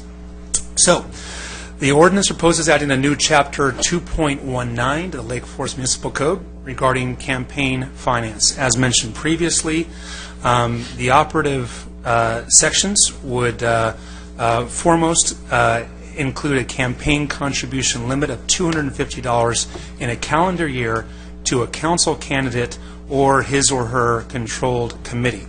As far as controlled committees go, a council candidate may only have one controlled committee with one account from which campaign expenses may be made. We talked about loopholes at the prior meeting. We explored that. There are a number of loopholes that are closed in the ordinance. Just an overview of those: the corporate loopholes. The ordinance deems business entities to be one donor when, among other things, the business entities share a majority of board members, or when the entities are in a parent-subsidiary relationship. The ordinance also prohibits council candidates from accepting more than $100 in anonymous contributions, again, to ensure that contributions are being made in the light of day, and also prohibits contributions from being made by intermediaries. As far as the real-time campaign contribution disclosure requirements go, the ordinance requires council members to disclose at a council meeting from the dais any campaign contributions, regardless of size, that were received within the previous 48 months. For those that are not good with math, that is 4 years. If the council is discussing or voting on a matter that involves the campaign contributor, the ordinance also requires vendors, contractors, and consultants to disclose any campaign contributions that they made in the 48 months prior to entering into a contract with the city. Staff's recommendation is to give any input to staff regarding the ordinance and to potentially approve this ordinance for first reading. I'd be happy to answer any questions the council may have on this ordinance. Do we have any speaker requests? Yes, Your Honor. Kristen Eldred. Welcome back. First, thank you for addressing campaign finance and influence issues. Clearly, we need some guardrails here because it's a source of a lot of the consternation that the public has. So I think this is great. Thank you. You did a great job. We've closed a lot of loopholes. I have one strong amendment, which would be in section 2.19.110A. I strongly encourage you to strike the requirement to orally disclose campaign contributions and substitute a requirement for recusal from discussion or vote on any matter where there's been a campaign contribution in the prior 48 months. So the purpose of the ordinance is to minimize influence via campaign contributions. So the term recuse goes to the heart of that issue. Recuse means to remove oneself from participation to avoid a conflict of interest. An oral disclosure only brings a spotlight to the fact that the council person is participating and voting on a discussion where they have an obvious conflict. So thank you for considering that important amendment. Thank you very much. And thank you for putting your messages in writing. I read it all before you came up to speak, so that's very helpful. Yeah, once again, if you give it to us in advance, we get the chance to look at it and think about it. Nothing further from the public. Okay, comments? Oh, colleagues? I'm sorry, Mr. Mayor. Facebook. Oh, Facebook. Hey, it's great. Yes. We're so happy to have Facebook Live and be able to expand and involve people who ordinarily can't come in here. So thank you for listening and thank you for participating. Grady Glover, council comment. This ordinance is missing the public financing option for potential candidates who cannot afford the $10,000 to $20,000 needed to run. Yes, and that goes back to my comments earlier about the low pay. You know, what are you doing spending $20,000 for a job that pays you $7,000 a year? How do you justify that? So that but I believe public financing is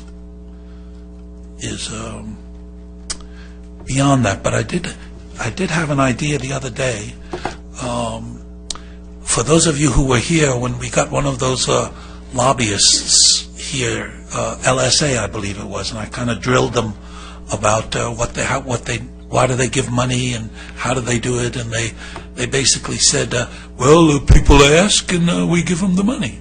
So, which seemed funny, and I thought to myself, well, so why don't we ask everybody to give money and into a public campaign fund that could be used by people running who wanted to run for city council. And that way, all these generous people could be giving money, but there'd be no obligation on our part. They do it in Seattle. To They have an ordinance in Seattle to do that, but it's a charter city, so they follow different rules. But they take a percentage of the property tax, like a 0.02%, and every person running gets the exact same amount of money, and that's all they can spend. Interesting. So anyway, the answer to Grady is it's stewing around in my mind of some way to come up and do that. So it is a serious, not for tonight, but it is a... That's a good discussion. It is an interesting idea for a future discussion. On the recusal, is that possible? Don't we rely on people's sense of ethics to recuse themselves, or can we actually force them to be recused? Mr. Mayor, Council, it's a good question. It's a common question. This is an issue that many people raise with these types of ordinances. As I mentioned at the outset, there's a large body of case law. We also have state law that deals with campaign finance issues. A recusal requirement would essentially impose a de facto campaign contribution limitation of 1 penny, right? Because the disclosure requirement requires disclosure of any campaign contribution in any amount. If that then leads to recusal, then that amounts to a de facto campaign contribution ban. And we know that we cannot do that.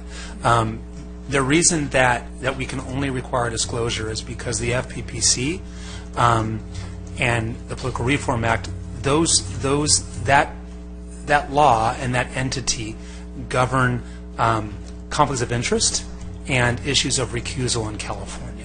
If we were to go there, we could be encroaching on their domain and find ourselves in hot water. So really, as far as we can go with contributions is the cap at $250, and then just simple disclosure of contributions under $250. Okay, thank you. Any other questions or comments? I just have a comment on the pages that talks to summary of proposed sections. Second, the middle one says anonymous contributions. That's already, we have to, if anything more than $99, we have to report it. Yes, Mr. Mayor, Council. So this would go above and beyond that. So current state law allows an individual only to contribute anonymously up to $100 in a given year. This would limit a candidate to receiving up to $100 of total anonymous contributions in the city. So it's a significant limitation on what's currently allowed by state law. Thank you. Yeah, this is pretty strict and limiting. And is there anybody stricter? Because there's something stricter we could do? Or is we as strict as we can be? Mr. Mayor, I don't know if there's anybody stricter. Many of these provisions were taken and then revised from other ordinances. But as far as closing loopholes, this is very strict as far as limiting who can and how they can contribute up to the maximum campaign contribution limit. All right, well, I'm sure the Mayor Pro Tem would like to vote on it.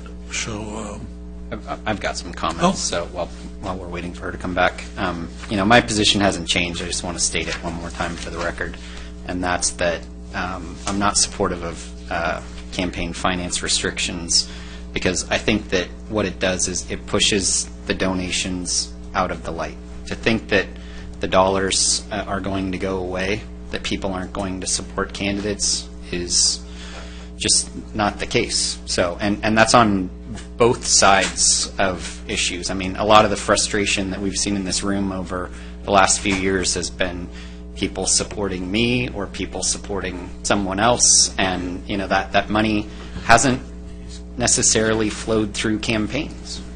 It's been independent expenditures, which legally we're not supposed to know anything about, and I hope that that's the case for all of us. But we can't restrict those campaign contributions. So the Supreme Court has said that. Am I correct? Yes, that's right. Okay, so those dollars can continue to be spent, and yet there's no reporting on any of our 460s. Those are our Fair Political Practices Commission reports. And so it makes it more difficult for the public to know who is paying for all this stuff that's showing up in their mailboxes or paid phone calls that they're getting, whatever it might be. And I appreciate the intent. I know what we're trying to do here, and I'm supportive of that, believe it or not. I just think that this ends up being counterproductive to what we're trying to accomplish. And so, that's why I've opposed it and will continue to, because I think I would much rather that all the contributions, we had no limits, and everything had to flow through our reports so that everyone could see every single person that supports each one of us in any particular way. That would be my preference, and I think that's where it's the most transparent. We can create these, and I know it might cause a little bit of challenges, but those that want to try to help get specific candidates elected, they're going to do it one way or another. They're going to do it legally. They're going to do it the way the Supreme Court's told them they can. But I don't think it's going to change anything, except our own campaign finance reports now are going to have fewer contributions on them. And there'll be the same amount of money spent, and nothing's going to change. But, I appreciate the intent, like I said. All right, we ready to vote? Well, the motion is to accept the campaign finance ordinance as submitted. Okay, if you need a second, I'll second. All right, I guess I made the motion, she seconded.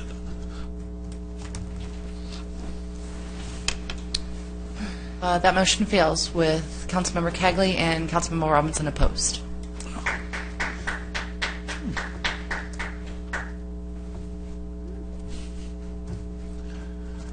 Did you hear the motion? Okay.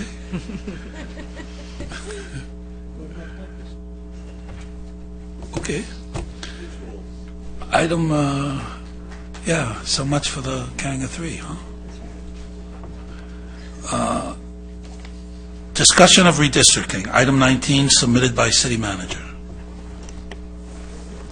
Mayor and members of the city manager, of the city council. It's getting late. It's getting a little late. So what are we talking about? Redistricting. So this is a consensus item put on by Mayor Gardner and supported by the council for a discussion of a continuation of the districting process that you started last year. So we've attached some of the maps that you considered last year, as well as the map that was adopted. And in as much as you put this on the agenda, it's at your discretion as to what you'd like to do with this item. Okay, thank you. And in as much as I advance the item, I'll explain the rationale. When we originally got around to doing the districts, I pleaded with my colleagues at the time. Oh, whoops. Great. We have a speaker. Mark Murphy?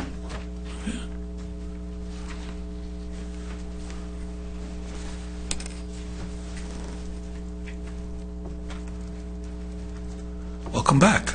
Thank you. Mark Murphy. I wanted to speak against the concept of re-looking at the districts. I don't support the districts in the first place. However, to go back at it at this point, the elections, or the upcoming election, first of all, let me just ask, would this affect, if you were to move forward, are you trying to affect the districting for this coming election in 2018? Yes, it would. Okay. So the election is beginning of November, and most campaigns usually like to have about 6 months lead time. They don't all start that way. So that puts us right at the beginning of May. And here we are at the beginning of April. So to do this at this time, when there's already been discussions, it doesn't matter if the vote went your way or didn't go your way. But right now, we have elections coming up. It's going to look really bad that you're changing it right beforehand. I'm not necessarily, I'm against doing it now. I think I'd be against doing it maybe also again, but I'd have to see more of the maps. I would really recommend, don't do it right now. Wait until after this election. That way, it doesn't look like you're trying to influence anything, change anything, right? And certainly there won't be any conflicts with it. Once the election's over, go ahead and take a look at it, if that's what you want to do. But please, for any council member thinking about it or not sure of it in their head, just think really hard about it. It doesn't look good. It just doesn't. And there's no reason to push this forward right now. There just isn't. move on to some other business. Don't mess around with the districts. Thank you. We've had nothing further from the public. Facebook? No? Okay. So there's, as I was saying, I pleaded with my colleagues at the time that since districting was in our future, many times, more times than we really even wanted to think about it, we should have a rationale for what we were doing, rather than creating districts because we liked them, or creating districts because we had no opposition from another person on the council. We should establish some kind of philosophy, some kind of rule for how we were going to set up districts. And if we did that, we could in the future look at those rules and do it based on some kind of a rationale, rather than what people seem to think was a nice or not a nice way to set it up, or in some cases a way to set it up in such a way as to disrupt it, which was even another rationale during the time period. My pleas fell on deaf ears, which was not uncommon in those days, and so we have the opportunity to look at that one more time and to try to set up some rules. In other words, we're told by just about everybody that one person, one vote is the way we should be designing the districts, and yet we came up with a district that wasn't particularly good with one person, one vote. We were told that we should be looking at preserving communities of interest, and in fact we came up with something that didn't preserve communities of interest. We should come up with something that's compact, and in fact we came up with something that wasn't compact. We came up with something that actually bore no relationship to the guidelines we were given to create the districts. So in that sense, I'm looking for us to think about that, establish the rules, and come back at the next session and make some determination whether or not the thing that we picked we can live with, or whether or not we should apply these principles to the selection, and if we do, what map would that be? So that's my first issue. My second issue, which I've talked about many times, and we haven't dealt with it yet, so maybe we should be dealing with it finally, is the problem with the census.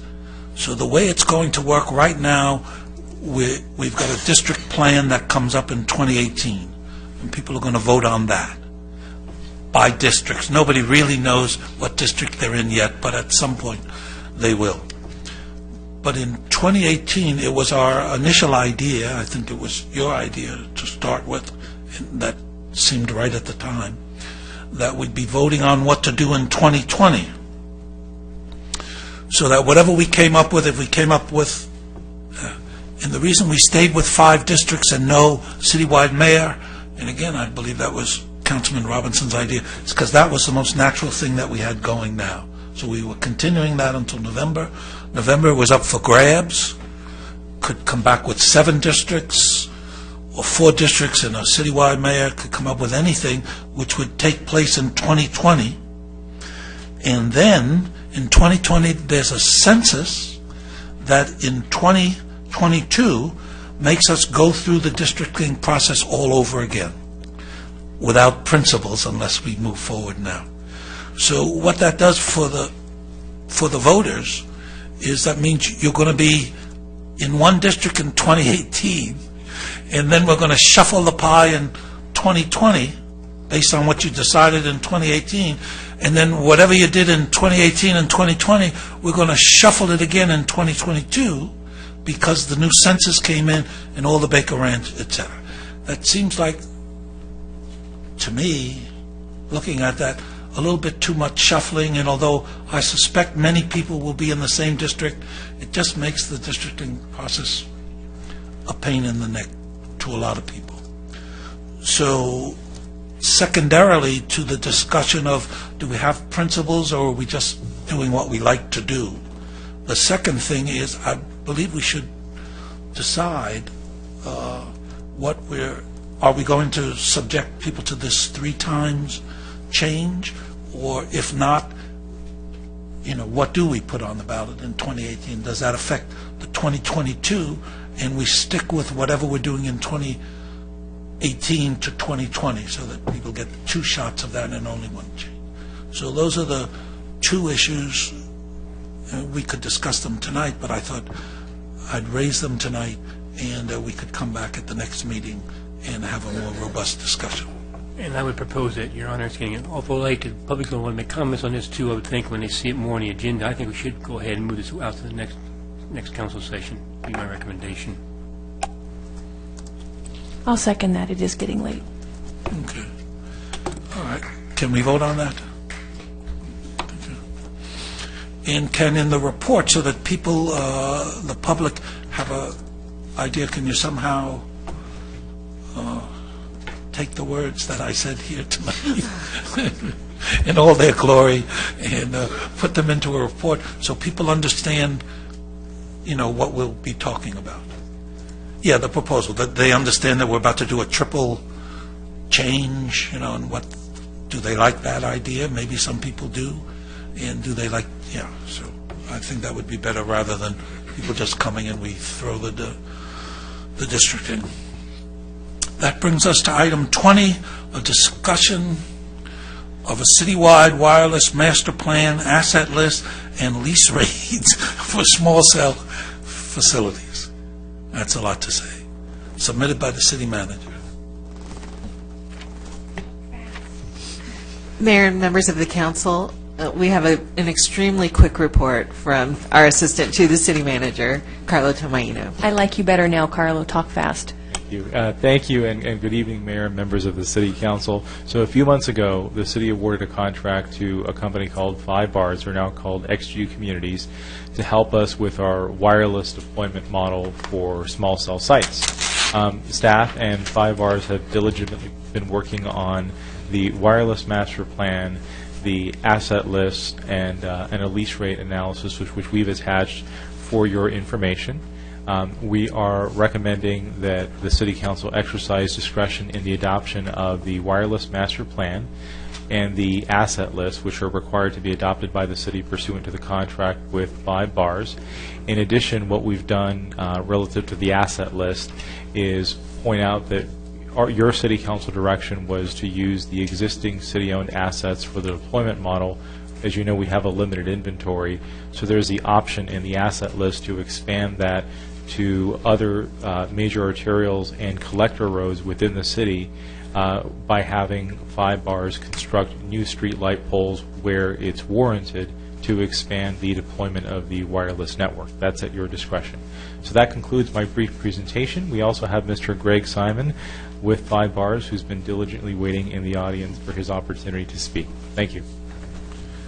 Yeah, let me just say, the next time we have that there's somebody, speaking, we could have put them on earlier. Now you tell me, Mr. Mayor. No. No, absolutely fine. I'm happy. No. I'm happy to be here. No. Well, thank you for being gracious. But Sure.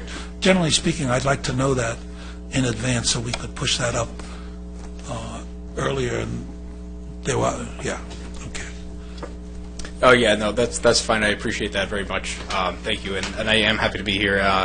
And Mr. Mayor and council members, I'm representing XG Communities, and we have been working diligently, as Carlo mentioned, with the city staff, developing a plan for deployment models for Lake Forest. We support Carlo's recommendation.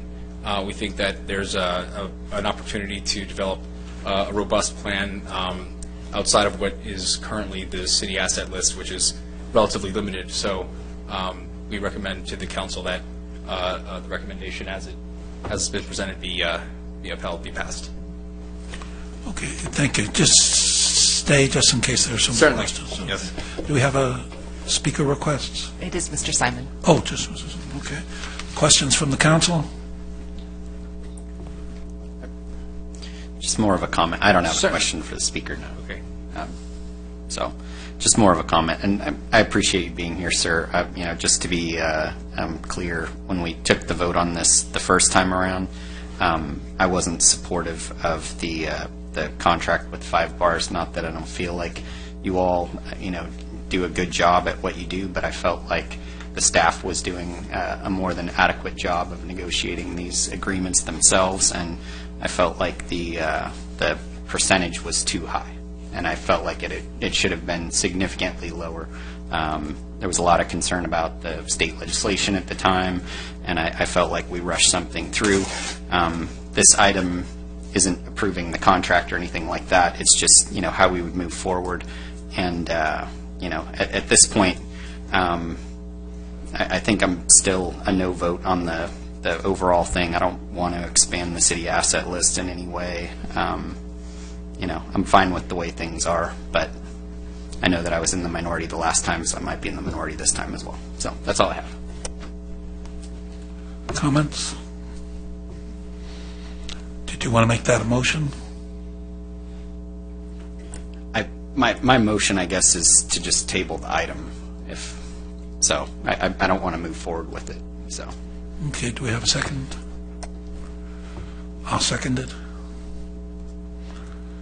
There's no more discussion, then let's vote. That motion carries with Councilmember Voigt's absent from the dais. Thank you for coming, and sorry you had to wait so long. City Manager's report. Mayor and members of the City Council, so I will provide a very brief update on the meeting we went to today at Federal Court with Judge Carter and some members of other cities to talk about an ongoing lawsuit going on now regarding the movement of the homeless population from the riverbed into emergency shelters. There is an active lawsuit right now. We are not a party to that lawsuit, but as part of that process, Judge Carter provided a venue for all the cities to get together and talk about the need for emergency shelter beds in the county. And right now, according to Judge Carter, there appears to be a need for additional shelter beds in the western part of the county and in the southern part of the county. So as a city, we are part of those discussions, and we will be meeting with our colleagues from other South County cities to see if collectively we can come up with a location for additional emergency shelter beds. Now, obviously, this may be difficult because we realize there's a lot of trepidation from various communities about where those could be located. So we will be working in conjunction with our colleagues from other cities. There's a very quick timeline for this, and I believe Judge Carter is looking for a report back from the cities within the month. But we will keep you apprised, City Council. The mayor and I will be working on this, and this is a serious issue. We do plan on being engaged, though, with our colleagues from other cities to be involved in this issue. Okay, thank you. And Councilman Cagley? Just a few quick comments. Earlier this evening, Mr. Holtzclaw had asked me 3 questions. I think I wrote them down right. I received no money from Adam Nick nor anybody else. It's not on my Form 460. I received, I think, 4 $99 contributions, 2 $100 contributions, and another one quite large from an old Army Air Force friend from Arizona who has no interest in the city whatsoever, just had interest in seeing me getting elected. Secondly, I had no paid volunteers in my campaign. This is not protesting too much, just stating the facts as they exist. And I don't know anything about when the day after the election, Dave Bass came to my house and congratulated me on winning and said that he knew I had no control, nor does any candidate over PACs. Mr. Robinson addressed this earlier in another light, and we don't have. I wish we could, but we can't because the Supreme Court says we can't do that. And just for the record, I think I spent less than $9,000 on my campaign. I had signs left over from the previous election in 2012, about 100 of those we put out, and did only one small mailing, and that was it. And then my wife and 4 friends distributed literature door to door throughout this county, and that was it. And that's all. Good night. Thank you for being here. Councilman Robinson? Yep, I think it was disclosed earlier, but I attended this meeting in Judge Carter's chambers today. I think this is a really important issue that's affecting all of Orange County, and so glad to see that that the mayor was there as well, and really looking forward to hearing what the South County mayors come up with respect to a solution there. And as I've mentioned, I'm not running for city council again. As soon as I made that comment the first time, my wife made me destroy all of my campaign signs so that I wouldn't have any old ones left over where I could use some crutch of, well, I've got them, so I might as well use them. So the whatever years those were, the 2012 and 16 signs are gone. In fact, believe it or not, I actually had a few that I'd kept in my attic from when I ran in 2002 and lost. And so those I kept one as a souvenir, but the rest of those have been destroyed too. Other than that, I appreciate just the number of people that have been showing up to council meetings. I'm glad to see that the Facebook page seems to be so, or Facebook Live program seems to be so used. People are very receptive to it, and it's at times people are going to show up and love what I have to say. At times they're just going to rip me apart, and that's just part of the democratic process here. And I'm just glad that people are getting involved, they're getting engaged, and I think the more of that, the better, whether they like me or don't. This is your city. We're just your representatives, and so just keep coming, keep telling us how you feel, and the passion doesn't bother me. Hopefully we can be respectful of you all and not interrupt you, as we had some brief discussion about tonight, and we appreciate the same, but we understand that we have to hold ourselves to a higher standard as elected officials here, so we should give you a little bit more grace than you give us, but please come and tell us what you feel about each of the issues that come before us, because this is your city. Mayor Pro Tem? A lot of things have been going on in the OCFA. I'm not sure if you're aware, and of course I'll provide this for the next quarterly update, but these are things that are probably on people's minds. There was a recent grand jury report that came out talking about Irvine and what might happen if Irvine pulls out of the OCFA. At this point, that's just a theory. We don't really believe that that's going to happen, but what needs to happen are some real robust conversations on services and how much Irvine's actually paying, and I think that they're going to get to that point. So I personally don't foresee Irvine pulling out of the OCFA, but I think we will see some productive conversations where it's going to fix some of their deficits. Also, this last week, an independent review board has completed their review of the Canyon 2 fire, and they have found some things that could have been done better. The OCFA is already implementing some better processes in place to prevent further situations that had occurred. I'll post this information on my local Facebook page. I have one for my district called Foothill Ranch Portola Hills Connect. If you guys want to join it, feel free. There's a lot of great discussions on there right now about homelessness and everything that's happening in the city. That'll be on there as well. Also, tonight there was a whole lot of something going on this evening, and we get a lot of heat, as elected officials, and of course we should expect that. We definitely try our best to be the leaders that we are, and we're not perfect. We're just like you guys. We're just regular residents, and we just happen to be up here trying to represent you. So I love the dialogue. I love that people are getting engaged, but we need to all be respectful. When people come up and yell at me and say pretty rude things to me, I don't return in kind, because I think that I need to conduct myself better. I am only asking for that extension for those that come to speak at the meetings. Please just give me the same courtesy that I give you, and please don't yell at us, because it makes this job very difficult, and it's a difficult job anyway. So I just appreciate a little bit more respect from the audience. Also, maybe we can just, in our prayers tonight, pray for Councilman Voigt. I cannot believe he came here tonight with a broken leg. But maybe just pray for a quick recovery for him. And if it's okay with Mayor Voigt, I'd like to close the meeting out tonight in honor of the victims of the YouTube attack that happened earlier today. That's all I have. Okay, thank you. Do you have those slides? The drink slides? No, huh? Okay. Mr. Drinkwater? All right, no. Mr. Drinkwater? Never mind. Mr. Drinkwater? Yeah. Okay, never mind. Yeah, as the city manager said, we met and 100 other people with the judges involved, and there's there's a threat, a direct threat from the judge that if the cities in the county don't do a better job, then they're going to put a temporary restraining order on some of the laws governing what we're doing now that will make what we're doing now even more difficult to do. So that's a really big incentive to us to do more. Now, I went into that meeting convinced that we were doing enough, and I came out of it convinced that we're not doing enough. So we do need to do more. And some of the other cities are doing more, and we can learn from them. So I'm looking forward to that South County meeting in 2 weeks, where we can learn more. One of the things that they're, and Councilman Robinson be interested in this, one of the things that those other cities are far more, we thought we had the great idea with the churches and everything.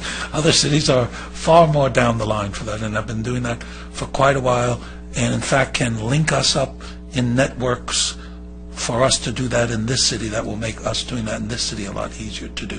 So that was a particularly good information. So we do a lot for the homeless, and we could do more, and we will do more.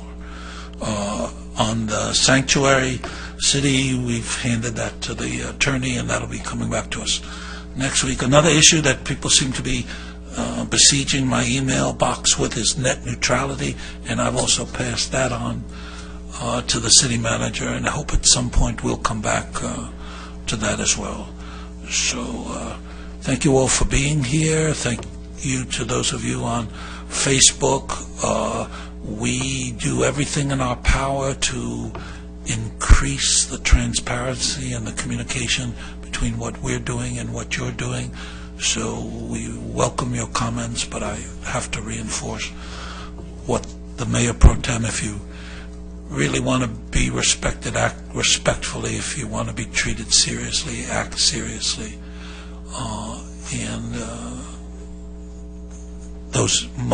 I'm talking to people who aren't here now, but many of the people who were here should take a look at their own behaviors before they come back to the City Council. Anyhow, thank you very much, and good night.